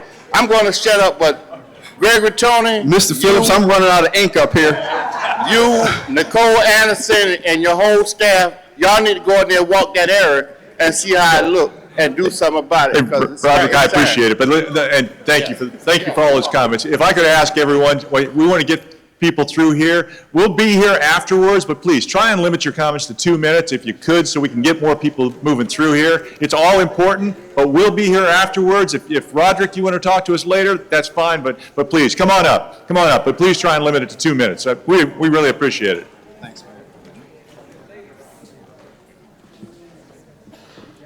Serica Peterson, 4354 Northwest 9th Avenue. I want to first ask, how much is in the LETF funds? What is that budget? It's rotating every year, so it depends on how much money we can seize. This year, we're at 1.1 million. Okay, that takes me to my next question, which is, the city of Pompano pays BSO $59 million. The contract says about 3% increase annually that you get. I'm all about radical changes to see the change that we want to say. It sounds like we're recycling a lot of ideas and nothing's changing. What do you say about foregoing that 3% and putting it towards stopping gun violence in this community with other nonprofits that are actually doing the work? And we have this major redevelopment that's coming here. You know, when white people get involved with stuff, stuff start to happen. And I think when we talk about these seats needing to be filled, we can't be a community if we're not coming out for all the issues. So I want to speak to my white brothers and sisters on the east side. This is also your problem. So if you come over here, bring your resources and your money, because you'll show up when that downtown project get built. You'll sit out there and drink your coffee, and your young kids love black culture. They come over here and take pictures in front of 1800 block. Soon as one of them get killed, y'all gonna raise hell. And I want to say that in the most loving way. It is also your problem. It is also your problem. So come over here, bring your resources, bring your faces and your white privilege, and let's get things to moving. Next thing I want to say, city, y'all dropped the ball on marketing this meeting. People aren't here because they didn't know. They didn't know. I've gotten many calls. I'm live streaming it on YouTube. I've gotten many calls why I didn't know about this. You dropped the ball on this, and we need to keep this going because we can't solve a problem if we keep pushing it under the rug and making it pleasant because it's election time. Next thing I want to say is that nuisance and abatement board. I've been there because there was a slumlord. I was living there. Listen, they show up, fix the stuff, keep moving. In a couple years, they back. That nuisance and abatement board needs more power and more authority to do stuff immediately. I've seen Deputy Farrelly come out to that on 7th Avenue. I lived next door to the trap house. Second day I moved in there, that y'all was raiding with 18 people. I've seen it go right back to what it is. It takes 6 months for y'all to build a case. Meanwhile, people are living in crime and slum and blight. And this is in the middle of a $1.7 billion prime real estate project. So we can't keep criminalizing people for being homeless when they can't afford to live here. And where they can afford, you got the trap house next door. You got too many barriers to just get out of the hood here. Too many barriers, and y'all always come up. Y'all always come here when it's election time, and y'all speak to the people about all these promises. Let's be radical. Let's be real. You need money. Y'all get $1.7 million increase every year. Add that to the LEF, whatever y'all call it, and let's start making some things happen. I sat in a meeting about 2 years ago. Mayor, you was there. 3 AUSAs came to Pompano about the 5 cities that caught federal government attention for gun violence. About 3 years, right here in this same building, it was maybe a handful of us in there. And they talked about gun. I had no idea that they were in Pompano. Went to a meeting 2 weeks after that where your staff, command staff, met at Mohorn Church to talk to the pastors about the gun violence. In this room right now, I'm 41 years old. I think it may be one person in here younger than me, and maybe a couple others that's in that age group. The group you talking to, you not talking to right now. You are not talking to them. And it takes people getting in y'all face to say that hard stuff because y'all keep hearing the pleasant stuff. I respect my elders. They just want things to be quiet, and they want to enjoy their retirement. There's still young people who want to enjoy being young. They want to enjoy having a good time, and they deserve that. They can't have that if you keep putting things in place that doesn't do anything but keep cycles going. That's all they doing, keeping the cycles going. I want to speak to the fact that Your command, I see them at the commission meeting. These people right here at the commission meeting, I done had conversations with them, but these aren't the people that I see on the streets. These aren't the people that I see that as much respect they have for us, as much as they talk to us, whatever. I could call any one of them and they will get me what I need. But them not them people on the streets. I rolled down the street and I seen 2 of your deputies right here as somebody was trying to flag them down, stick their middle finger and keep moving. I called one of your captains. He got on it. But who are those people? Just like you would put somebody wanted sign up for doing something in the community, who are those deputies? Because they obviously don't care about this community if they're willing to ride by, stick their middle finger when somebody trying to wave them down. I don't care if she was homeless. I don't care what she was. You don't know because you didn't stop. And that's a problem. I'm not saying it's throughout all of them, but these are the people that's showing up. When I ride out here at night, just randomly, I've been filming, documenting what's going on in Pompano for 8 years. I have footage of riding around here for at least 2 hours, around 2 to 5 o'clock. I seen 2 police cars. 2. The roaches come out at night. That's when they come out at night. Y'all visible. I see all y'all calls 9 to 5. But I don't see nobody when them hours get real low. And I got footage of that. So I want to say that we have to have these real conversations, but y'all got to get real radical. You can't continue to come and put it on the community to do something when we don't have the money, we don't have the time because we at work, stuff too high. Our kids got to now work. Y'all can't keep putting that on us. Y'all keep putting this on us, and y'all got everything over there. Give us what y'all got. Let us work with you, but don't bring us to a table and expect us to give you the answers, and you take them and fix some other community and move us out. Can't do that, and that's what continuously happens. Thank you.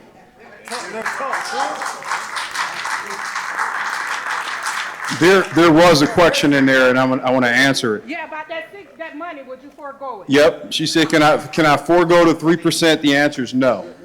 And here's the, folks, we're in a business of public safety. And the way our contracts are currently structured, and this is way before I even stepped into this administration, that there were stipulations to stay within 5%. That's not even realistic. I'll be honest with you. The cost of everything is going up. So how could we assess that the cost of public safety would not go up? It's going to continue to have these negotiating elements. But to all the other points that you made, they were valid. Yeah, I'm sitting here taking notes, and yes, I've said this from the beginning. We're not pushing law enforcement responsibilities back on this community. That's us. That's on our watch. But if you look at the 8 things you've identified, those are all social issues that require more than law enforcement to participate in. And yes, more money. So there has to be that calculated analysis between the city commission as to which things they're going to shift, pivot, move certain funds to invest in certain projects, and they're here. So I hope they heard you, they're listening, now it's time for action, right? I think that's always the biggest thing. Don't just hear me, don't just listen, but let's take action. Yes, sir. Yes, sir. My name is Walt Clark, 2541 Northwest 12th Court, that's Pompano. I'm concerned about 2 areas. The first area is the 27th Avenue right there in front of Paz, and I think we pretty much got that under control, but my main concern is the one on 2nd Street. I haven't talked to my commissioner about it yet, Barry here, but I will. The one on 2nd Street all the way down to 31st Avenue, I think it's Crowns. I think it's Crowns.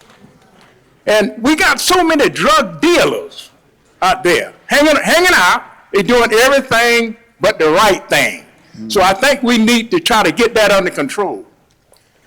The next thing is you all need to respond to our calls when we call. And I'll give you a typical example of what I'm talking about. I just got married recently. on 8th Avenue, 8th Street over in Collier City. My wife lived there. And we had a drug house right across the street from her. And we called several times. Nobody came, but they came when the man got killed over there. You came over there then. And what done happened now, you done closed the thing down. But you need to call, you need to come just a little bit sooner when people call and they be beckoning for your call. You understand, Yes, sir. Sheriff? Yes, sir. Yes, sir.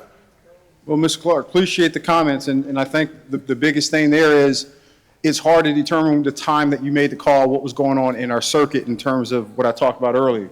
Order of operation, priorities, all the different calls. Not making an excuse, but we need to be able to get to these calls faster. A little bit faster. Now, here's the thing with that. Speed, expeditious responses are generated based on low volume of call services that are not dealing with a multitude of other issues and shootings and everything else that's happening. Yeah. So it's hard to answer your question without looking at the history. But I know what's going on out here. And if we're delayed and you've called twice or 3 times, that means they have a whole bunch of other tasks that's going on. More than 3 times. Yeah. So we need to just try to get on that a little bit faster. Fair assessment. Thank you very much, sir. Yes, sir. And Mr. Clark, I just want to thank you for staying within 2 minutes. Good evening, everyone. I want to give honor unto God first, who's the head of my life, all the city officials, mayor, and everyone in their respective places here tonight, especially to the citizens that came out and showed their concern. I'm Pastor Miguel Cruz from Nuevo Empezar Ministries. I'm part of PPP that originated on 27th and 2nd with those murders. I'm also part of the Pompano Christian Clergy Council, and I'm the Workforce Development Director for Choices. All of these organizations that I mention them because they're part of being a solution for the community. They're very concerned with the community, which brings it to me. I've been here since 2011, boots on the ground, with the homeless, the veterans, the widows, and the older people. They are my heart. But the children are the most important part of my heart. I have a beautiful 7-year-old that goes everywhere with me, that's involved in everything that I do with the community.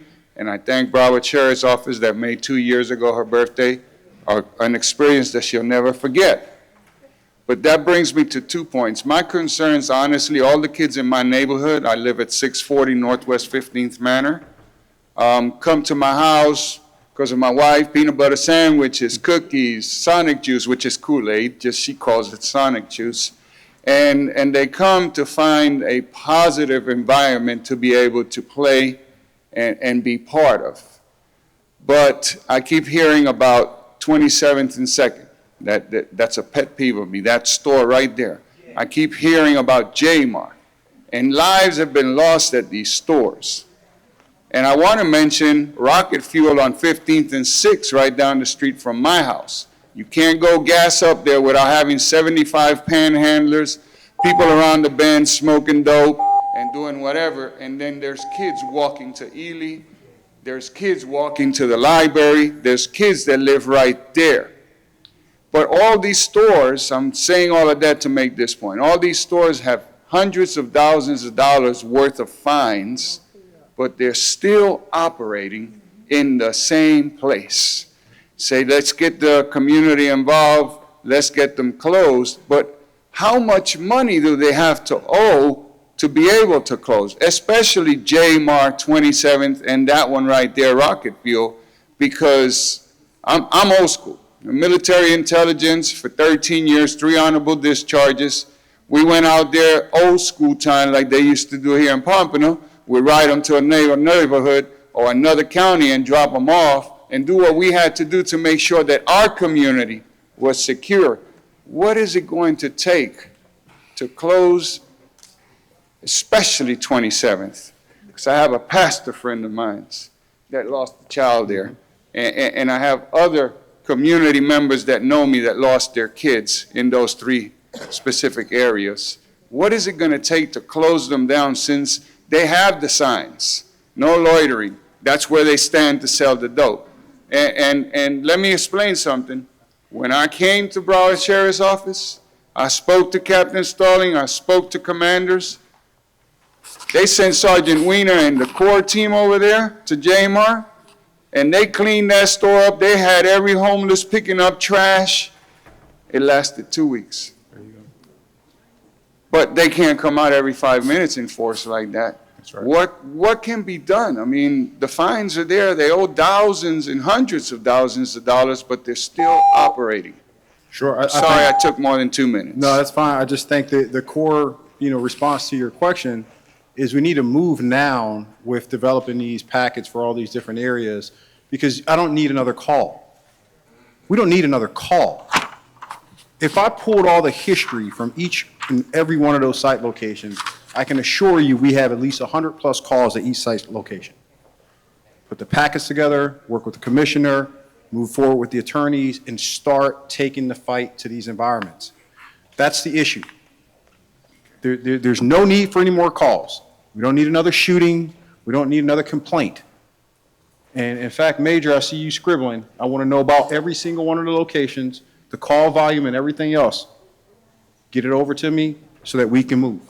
We're going to be moving fast on our side. I just committed to it. We're going to get everything the commissioner needs and the commission to roll.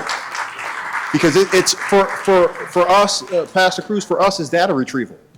Yes. It's clicking buttons and putting stuff in an Excel sheet and saying, here's what it is. Here's the amount of shootings we had. Here's the amount of drug dealers we took. Here's the amount of guns we seized. It's there. It just has to be consolidated and put in the city's hands so they can move. Okay. So Thank you, sir. we won't be the delay. We'll get it done. Thank you. And the Bible says, give honor where honor is due. I just want to commend you as well, Sheriff. I'm your friend.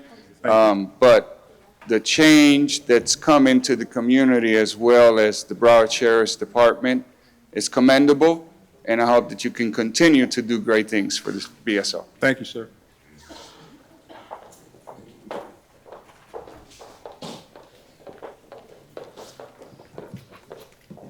Hi, I'm Mary Phillips. I live at 384 Northwest 19th Street, Pompano Beach. First of all, I want to say that I want to thank the Sheriff's Office for giving us the grant for our Teens Chasing Dreams program. I think it's a very good program. We intend to expand it.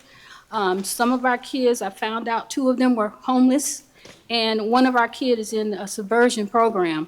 So it's a good program. We meet with them every Friday at the Northwest Branch Library, and we talk with them on various topics. We need more of these type of programs. Yes. Because those guns are in the hands of our children.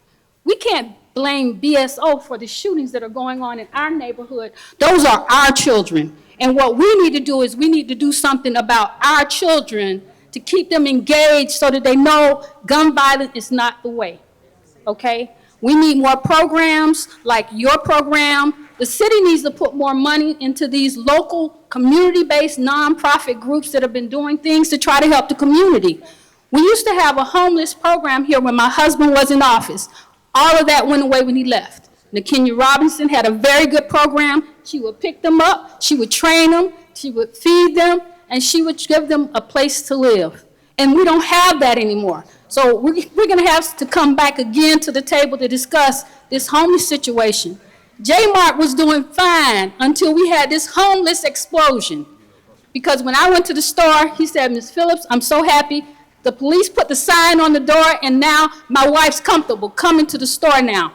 But with this homeless situation, there's a bunch of crowding come. I tell you, on that corner where my business is located off of Powerline Road, we have a new set of homeless people coming there every other month. I see a new set of faces.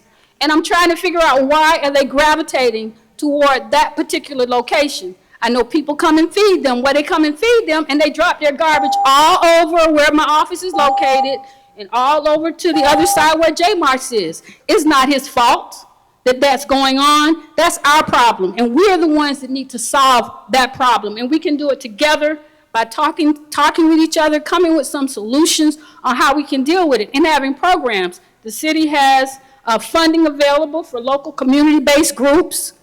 In the past, had a very difficult time getting that funding. I'm hoping that this time, that when we apply, that we might be able to get that funding and we could have some people out there helping to deal with some of these homeless issues and some of the issues that we're having with our children. Why would a child, 17 years old, be running around with a gun? Where's the parent? What's the parent doing? What are the schools doing? So we all need to take a part in trying to rectify that problem and to get it under control. You can't save everybody. No, the Bible says that no matter what you do, you're going to have people out there that's homeless. You're going to have people out there with mental illness, but you can try to help as many people as you can with the resources that we have, okay? But we do have a problem still at our office constantly. There was a young man, I don't remember his name, with BSO. He always come, and he was very friendly and nice, and he didn't have a problem talking with those homeless people and having them move along. I haven't seen him lately. I guess he got put somewhere else. But I just want to commend him. I don't remember his name. He was a younger police officer. But I just want to commend him. He would talk with us, and he'd tell me what they do. When the city comes out, they move all their stuff. But what the city's doing now is putting the onus on the owner of the property to move the people out and move their stuff out. But we have it all the time. Right now, there's 2 couches sitting around the corner. When you pull up, they have a little party in the parking lot. This is private property. And when they post up in front of my business where I'm paying rent, I tell them, you got to move. You can't stand in front of my business because you are chasing my customers away. And people shouldn't be afraid to tell them to get from in front of their business. They are not paying rent. And they should not be allowed to be on private property. All right, thank you for giving me the time to speak. Yes, ma'am. Thank you, Ms. Phillips. As the next speaker come up, I'm going to hit something really quick because this came up, but I didn't get a chance to get back to it. And the Phillips family is pretty thick in here today. I see Phillips all in my notes. Phillips. Let's talk really quick about the issue with the homelessness and what's happening here in the county and why it's impacting here in Pompano. There's a triangle of connectivity between 3 different issues, right? Substance abuse, mental illness, and homelessness. If you don't fix one, the cycle is it will penetrate and fall over to the next. What do I mean? Most people who are out in the field who are homeless are suffering from some form of mental illness or substance abuse addiction. So if the answer, which we have in this county, is that the jail is a de facto mental health facility, then individuals who are suffering from substance abuse and homelessness and mental illness are constantly going into our jail. I sent out a letter about a year ago to Gordon Weeks about this, right? As the chief law enforcement officer of this county, it's not my job to advocate for releasing people from jail. But there's a moral issue we're facing here. We spend about $118 million a year to house those 951 people that are operating or that the public defender is responsible for. And that's a lot of money. And I sent this out to every single stakeholder from the county. And I'm going to, for a second, this is not just the city of Pompano in terms of the elected officials' problem here. This is a county government issue as well. They have the biggest bang, the biggest buck. And we have not invested in critical infrastructure, such as mental health facilities or bed space, and yet we're willing to spend $118 million a year to house people. We spend that comes out to $225 a day to house someone who is suffering from a mental illness, substance abuse, or is a homeless individual. And yet it goes unchecked. No one's talking about that. We keep ignoring this. I've taken this to the county commission. And I said, we need to invest in building out an infrastructure that can allow for 200, 250 plus bed space so you can treat these individuals, rotate them out of custody, and get them the care that they need. We haven't moved an inch in that in 6 years that I've been in office. And every year I stayed here and I bring it up in this dais. Every year. That's not an exclusive city of Pompano issue. That's a county issue. But no one's stepping up to the forefront to take on that responsibility to create such a program. And I'm telling you this right now. In a few weeks, a few months, I'm going to be probably in a budget hearing and talking about our needs. And I'm going to talk about this issue again. And I'm going to challenge the commission again to put forth the appropriate funding so that we don't spend $118 million a year keeping people in jail that, quite frankly, don't belong in the jail. Right? So think about what that does. If we took a fraction of that $25 million out of the 118 that we're spending. That's a building. That's a facility. Those are resources that you don't have to tap in necessarily just into Pompano, and now you get all the taxing and everything else going on. The county has, in my opinion, has an obligation to build this out and get this done because it's costing us too much money. And then there's a moral dilemma. What type of society we want to be? Where we take people, throw them in jail because they suffer mental illness, and we're not going to bring them out? It's easier to dismiss them because they're homeless. Out of sight, out of mind, send them to jail, it's not my problem. That's BS. It is your problem because you're paying for it. Every 2 million people in this county is paying for that. And that's not what you've requested. That's not what you expect out of a jail. That's not what you expect out of law enforcement. So be an advocate for this, because I'm going to push this and I'm going to keep pushing it until it happens. I'm not going to be the sheriff to pass this off to the next sheriff. It's happened way too many times. This has been a problem for decades now. And when I ask my colleagues, hey, we're spending $300 million a year to keep them in, how many millions of dollars are we spending to keep them out? It's precisely that. It goes quiet. Be informed, be educated about the issues that are going on and the people who are championing for your benefits. Don't just show up here today and not show up in this county commission meeting either, because decisions are being made that impact their ability to do their jobs as well. I'm sorry, ma'am, I went long, but that was important. Could I just real quick, and just one moment, I appreciate your patience, but I just want to point out that the city of Pompano Beach, and in part of what you're talking about, Sheriff, with the incarceration, the cost of incarceration, the city of Pompano Beach, we have our own community court here in Pompano Beach that meets to address just those issues so that people don't wind up going to jail. They're helped in the field. They're helped to get their IDs so they can get their Social Security benefits, so they can stay out of jail and get their medications. And we've got the providers right there in an attempt to stop this, needless incarceration of folks who really don't belong there. It's a great concept. Thank you. I appreciate your patience. Good evening, everybody. Good evening, ma'am. My name is Carlene Duncan. 1851 Northwest 15th Street, Pompano Beach, Florida. Look at me, Tony. Yes, ma'am. I want to give you great pleasure because you're the best sheriff we ever had. Thank you, ma'am. You don't stop harassing people. You're not over the phones. You might not answer the phone in time, but I got to give you credit. You don't harass people in the streets. And furthermore, I want to say something to you, Rex.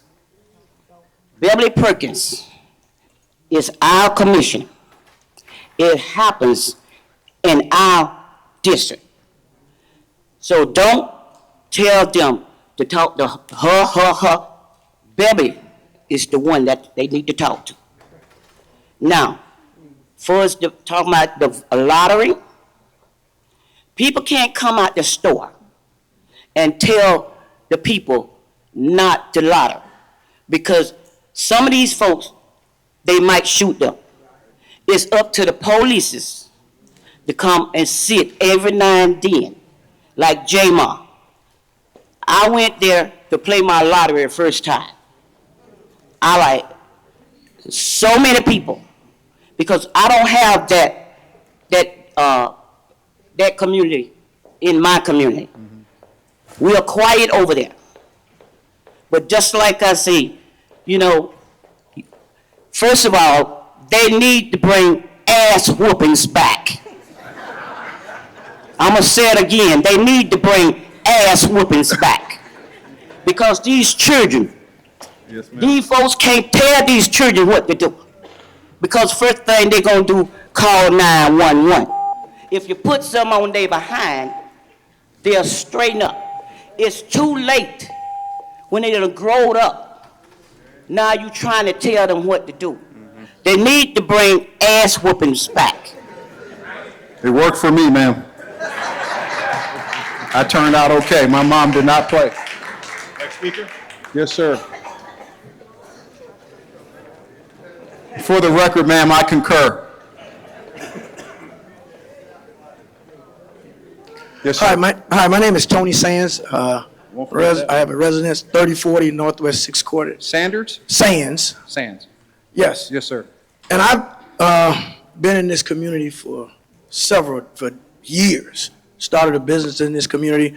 I've trained several other professional athletes from this community and young men beyond. And the one thing that I'm seeing these young men that are dying to gun violence. And the one thing that we all see, they always say that they're athletes, that they're part of some organization at some point. And I reached out to Starling when I decided that I've seen too many of the young men that I know within the last 9 months dying of gun violence. I pretty much know them or know their family very well because I've either trained them or either I've coached them. And I called Stallings and I said, listen, I want to do something. I want to do something big. I want to do something to where we're going to bring some knowledge to the ones that need it. And that was the one thing he said, well, Tony, how are we going to get those? Every time we have these meetings, you're right, they look like what's in here. And that's not who needs to hear it. Right. So what I told him on the phone, I said, listen, I'm going out to each, because all these kids, as I said, have been a part of some type of organization, whether it's basketball, football, soccer, you name it, in our communities. Right. I've met with several of the presidents of these youth organizations because I'm holding the Mothers Against Gun Violence Symposium on May 2nd in Lauderhill at 6:30. But I'm reaching out to each and every one of these youth league organizations and their presidents. Why? Because if we're going to get the ones that we need to hear, that need to hear this, we got to go where they at. Yeah. And where they're at is at these youth parks. We got to hold these presidents, these coaches, like it was when we were young. Right. Our coaches had a hand on us. Right. If the coaches said it, that's what it was. Right. So I'm meeting with all these coaches because pretty much I know them, and I've already told them, I want them to get involved in this symposium, whether from their children and their parents, because their parents are young parents. That's right. And we know with these young parents, that guidance is not getting there. So we want to be able to give them the knowledge from the mental health standpoint, from the community standpoint, and from the activist standpoint, and from their standpoint of them understanding that if we're going to combat what's taking place in our community with this gun violence, we got to go and reach those ones, those young babies. So when they reach 16 and 17, we've already educated them on gun violence. And that's how we're going to combat this situation. Well, thank you. No, thank you, Tony. Very good comment.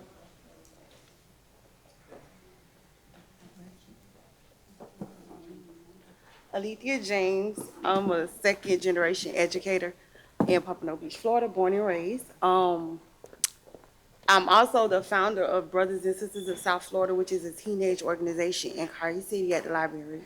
I held a meeting with my teenagers on Friday, and a question that I asked them was, who is their SRO officer at their school?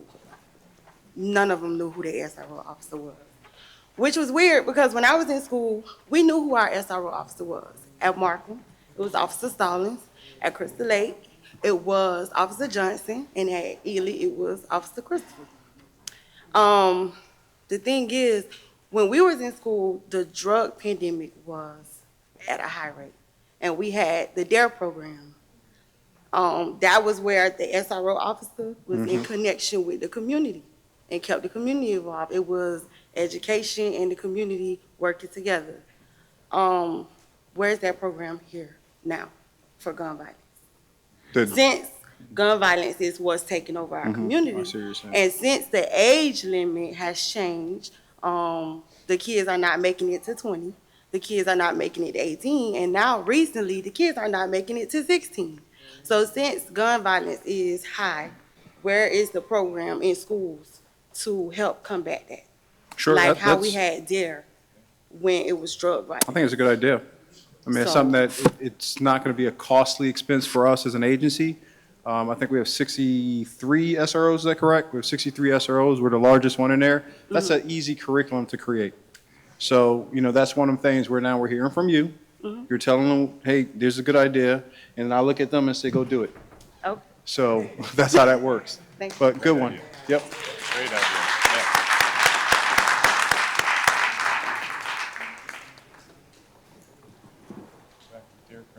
No, yeah, I like it. Hi, good evening, everyone. Good evening, Sheriff. Good evening, Mayor. Good evening, ma'am. The panel. I'm Jocelyn Jackson, Ms. Jack. and I have been an advocate in this community for over 20 years. My mom was raised up back in that time was called Puerto Rican Projects. Right here, they called it the Ugly Corner. And it's during the time with Carver's Homes. Okay, so I'm 54, I stand here today. So I've been working, yes. Okay? Yes, So ma'am. my main concern, I'm not gonna say what Ms. Smoke said. My main concern is you, Chef Tony. You. Last time we seen you, we've been asking for you. But you appeared, it's election time. You appeared with the same message. I spoke with the mayor, I spoke with this commission board on numerous of times about the funding that's out. I done had a loved one to be murdered. I just recently had one to be shot in Kaya City. I'm a strong advocate when it comes to the youth and the elderly. The in-between, but for my elderly people, I go to war. For my babies, I go to war.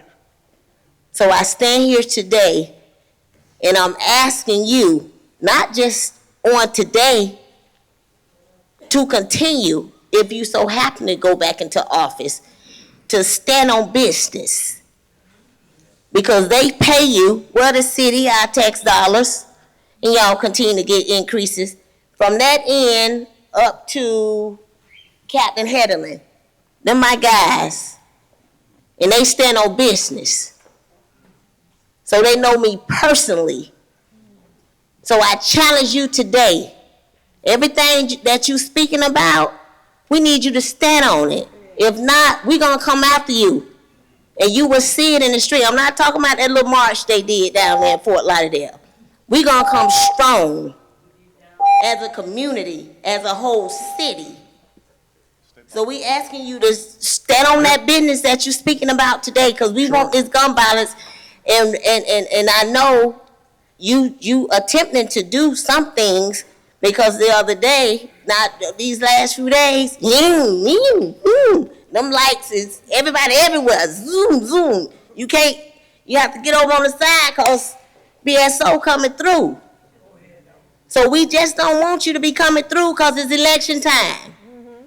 And I met you before over on the other side of town on 6th Trunk. Me and you had a sidebar. Yep. All right. I need you to pull it together. Listen. I need you to pull it together, Chef. Pull it together. All right. Very good.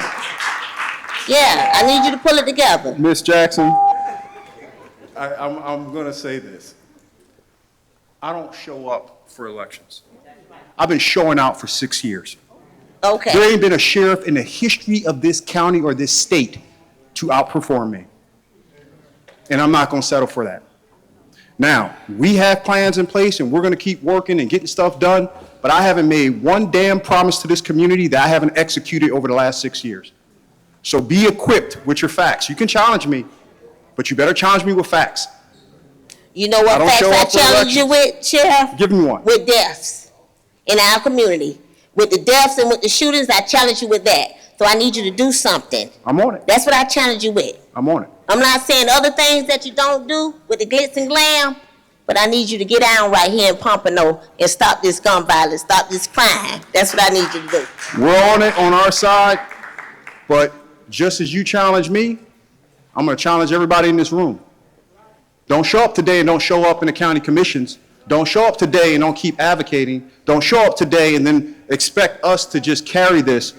Hold us accountable by continuing to show up. Hold us accountable by getting this room stuffed. Hold us accountable by making sure that the promises are made, are executed all the time and not sometime. I have been, just as you are frustrated, I'm twice as frustrated because every case come across my desk. Every death come across my desk. Every single one of them. Whether it be Pompano, Lauderhill, or any other city, they all come to my desk. Every single one. And I take my job deadly damn serious. And forgive me to my pastors, but I refuse to allow any rhetoric about me being political and coming in here and doing the dance that every sheriff has done in the past. How many 100 promises you received that you haven't gotten yet? From Ken Jennings to Scott Israel to Lamberti to Ron Cochran, I can go on and on and on. I am well versed in the history of what's happened in this agency. Don't dismiss the history of what's occurred in this agency and only tap dance on me when we have one meeting or one issue. I'm going to fight like hell for everybody in this room and everybody in this city. That's why I'm here. And I will show up when we have to show up. Do not forget that there's 2 million people in this county and we have a multitude of cities that we're responsible for. I will not be at all the meetings, not because I don't care, because there's only one person that is the sheriff. And I've invested in these individuals with their expertise to show up and represent me, and that's why they're wearing the collar brass that they have. They have the experience, the institutional knowledge, and the fortitude to get stuff done. So let's fight. Fight with me. Don't fight at me. Fight with me. Okay, Fight with me. and you do have the officers that here, but with the community, sometimes they need to see your face. That's just like you. That's just like a family that you're raising. That's fair. Sometimes you want daddy to be in the house, period. That's fair. Not just mama all the time. I agree, Ms. Jackson. Okay, and this That's 7.5 right here that I stand on, I'm at the commissioner meetings. I'm at the county meetings. Don't nobody in Pompano, if they show up in the meetings, that don't know me. Trust me. And I stand on that. So it's not to come to attack you. I'm letting you know from the deaths, from the funerals, from paying for these funerals from families. And when it hit home, it hit you hard in the gut. I get it. So I'm just saying to you, it ain't about jumping on you. It's about, hey, come on. We need some more enforcement. And them corner stores, they need to be tore down, knocked down, not just the officers sitting in the vehicle. Get out.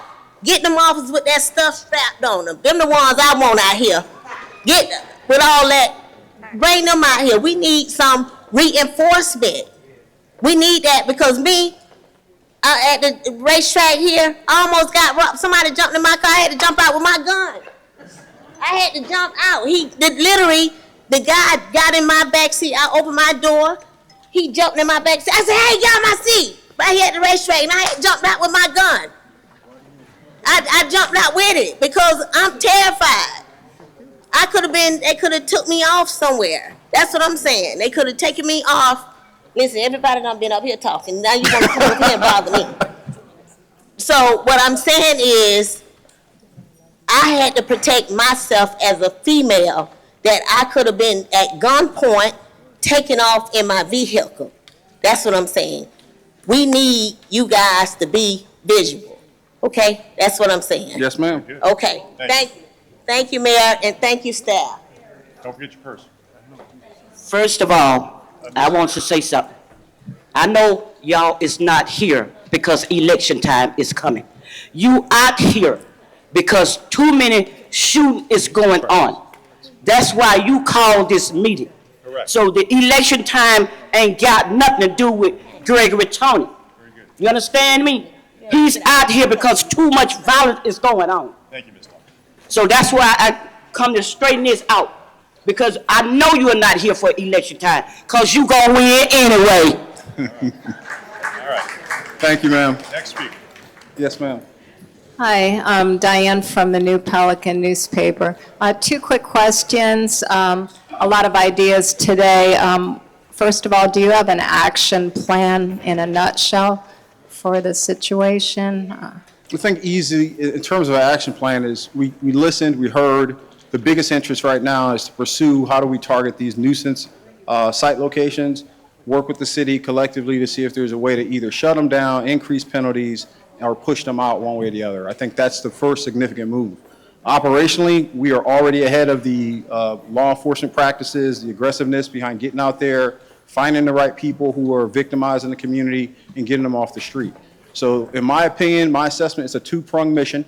First of which, law enforcement officers have to continue our responsibilities. And then second, we have to work with the city officials to figure out how do we take what we know, data points that we have, to support their efforts to deal with this nuisance abatement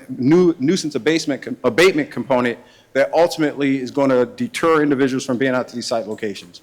You can't congregate and hang out and shoot people up if you don't have a place to do that at. And so you have to eliminate pieces off the board. You got to take some of these site locations that are predominantly involved in gang banging, shooting, robberies, and all the other stuff. Okay. And then Part B is maybe more for the city, but a BSO substation was supposed to come in next to where Davon Johnson and Delana James were killed.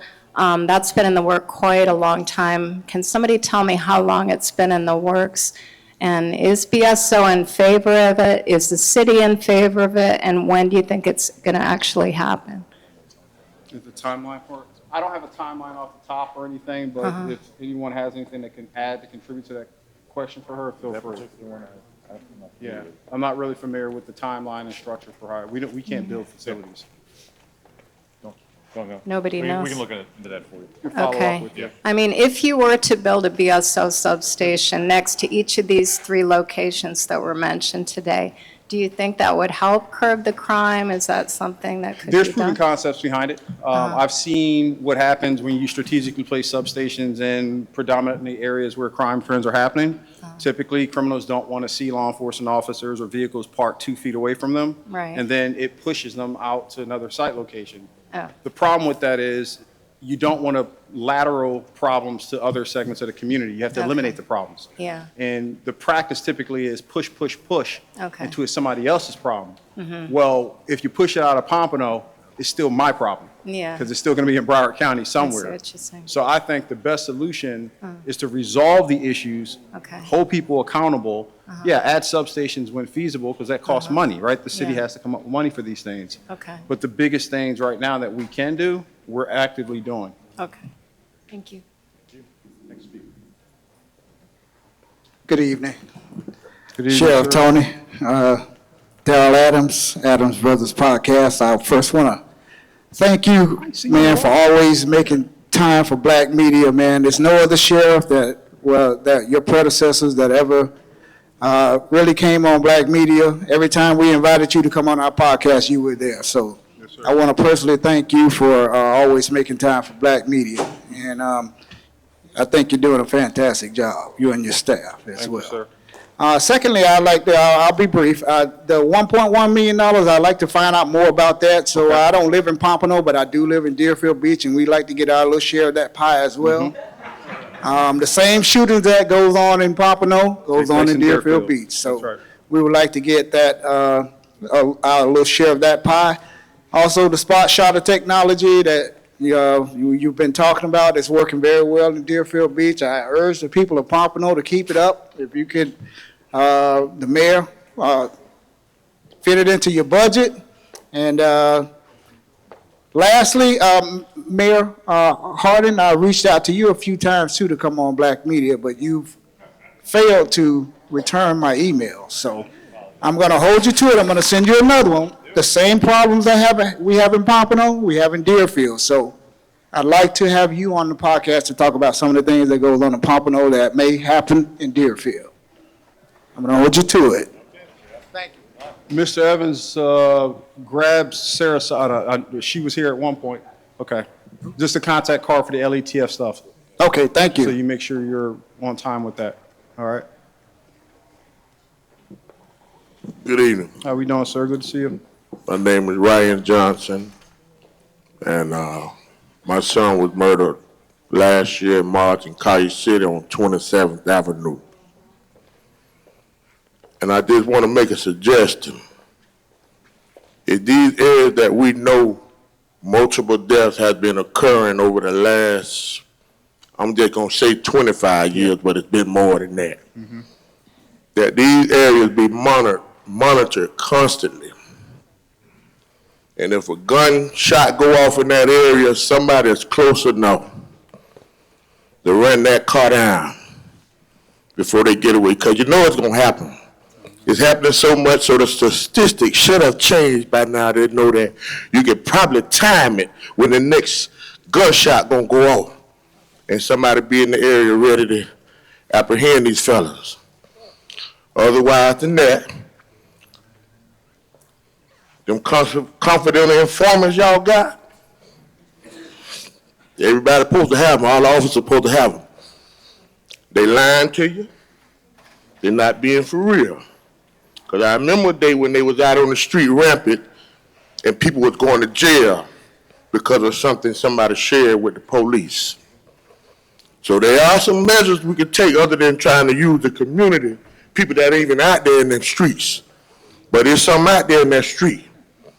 And there we'll talk. I ain't saying get no incentive for them, but if they're informant, they already got something going against them. Enforce it against these guys that's literally harboring fugitives. Y'all excuse me if I chewed on my tongue. But this is what's happening in our community. All right? I could make a suggestion. Now, it's not illegal because we got everybody pulling out their camera. So the city should be able to have a camera somewhere that's always showing what's going on. And it's just as equivalent as any John Blow pulling out their camera just for show. So it's a suggestion that the city, not just Pompano, everywhere under your jurisdiction, Mr. Tony. Yes, sir. Let's get a grip on this for real. Now I'd like to see if we can get something going with a lot of us church folk too. All right, we want people to be in Christ. So y'all help us get something together really to try to evangelize some of these people. Amen. I'm being serious. Help the church come together with this other than coming up with some script to talk about. Help the church do the same thing. All right? Mothers are hurting. I'm a father. I can't act like no mama right now, but every now and then I hurt too. But let's try to do something that's going to make a footprint. All right? Please. Take my suggestion. It's a good one. Thank you, Mr. Johnson. How y'all doing? How everybody doing? My name is Jaquez Gaffard. 350 Northwest 15 Court, Pompano Beach, Florida. Jaquez, what's your last name again? Gaffard, Geffrard. Thank you. Yeah, come from Haitian heritage. First off, I want to say I'm sorry about all the deaths and what's been going on in the community. And that my condolences to all the families and everybody who's been hurt by it. But I came in to ask you and ask the mayor, what are we going to do about the jails? Because my loved one, he didn't die on the streets. He died in jail in custody of, Broward Shelves and everybody else, and I just want to figure out what we're going to do about the jails. When did he pass? About 2 months ago. 2 months ago in custody? Did he suffer from any mental illnesses or anything? Yes. If I may ask, if Yes. you're willing to. Okay. Yes, well, we really didn't get the whole story, That's why I really came here. I'm really here on my mom's behalf, because I don't really, do this, but she just told me to come out because she You hurting. representing her well, that's fine. She hurting, we hurting, and I just want to figure out because I don't want nobody else to go through it. There's a couple things that we're going to have to do offline for respect of your family and things you might want to state. I need to look at the case first, get the full name and everything else, and review what took place. The first thing would be that. The second part, I'm not sure how long you've been here, but did you hear my message about the importance of getting these individuals who are low-level offenders, suffering from mental illnesses, substance, et cetera, out of the custody? This cannot be a continued solution. People, if you look at, again, I read everything.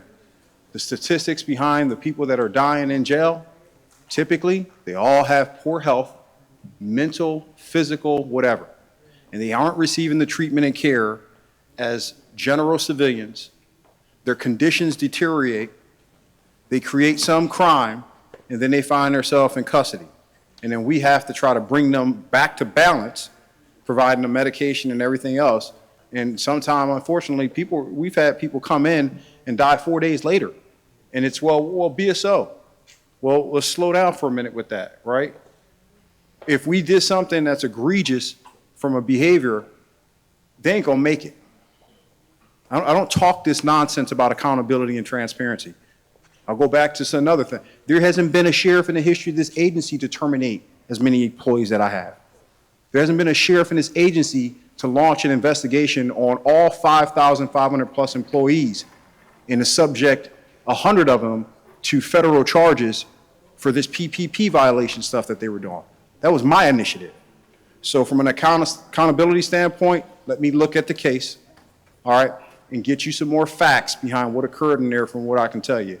But this is part of the issue when we're talking about we got to get some of these individuals out of jail, and we can't keep filtering mental ill folks, substance abuse people into that jail. And another one, I know this is, I don't want to see anything about, like what's going on, who hiring, who you hire or anything, but, you got to go off what's going on because, like, I don't going to touch too much on the situation, but what occurred is your guys or the people who was there, they wasn't watching, they wasn't alert or they probably thought it wasn't a big deal. If you get what I'm saying. Yeah. And that's where, like, a lot of more people saying, instead of waiting until the situation over with, let's jump on it. Let's get on it. Let's try to resolve it before we get to that situation. All right. My XO is right here. Benny, walk outside, get all the details on this one for me while we're here. Did you have another question first? Oh, no, that's it. Okay. You can walk out with the colonel right here, and we'll take a look. Actually, or the major, one of them in the back. Major Peterson's calling you right now. She's in charge of government affairs for me, so we'll look into it. And sir, thank you for being patient and asking the questions. That's a tough one for you to come up here. I know that, but you did it right, and we're gonna give you some answers. All right. Good evening, I'm Ann Bosworth. I'm a resident in Palm Air. And we don't really have the kind of crime that's going on out in Collier City and other places. And that's something we have to acknowledge, right? Petty crimes that don't add up to these kind of losses may not mean a lot. But one thing we have to think about is there's delineations, right? There are petty crimes by petty criminals who, if they don't get prosecuted, become worse over time. There are drug offenders who aren't necessarily drug addicts, right? These are people selling things. That's right. There are people selling guns who might not actually be the ones pulling triggers. Right? So these are complicated problems. I see students when they're just out of high school or in high school. I teach at a college. I hear their troubles. I know where they live. I know what they come from and what they have to do to get pulled together. But we have in this county a problem with holding young people who are committing petty crimes like car thieves and working for people who are looking for mufflers and airbags and stuff.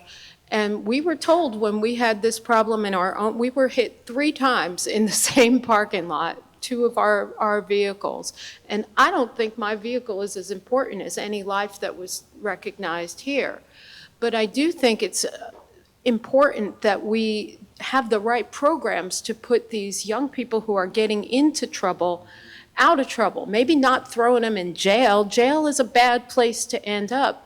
But we were told by the agent who was handling our call from Broward Sheriff that there's no real will on the part of the prosecutors to do anything with these kids. So they have like 10, 20, 30, 40 prosecution or 40 charges against them and nothing's happening.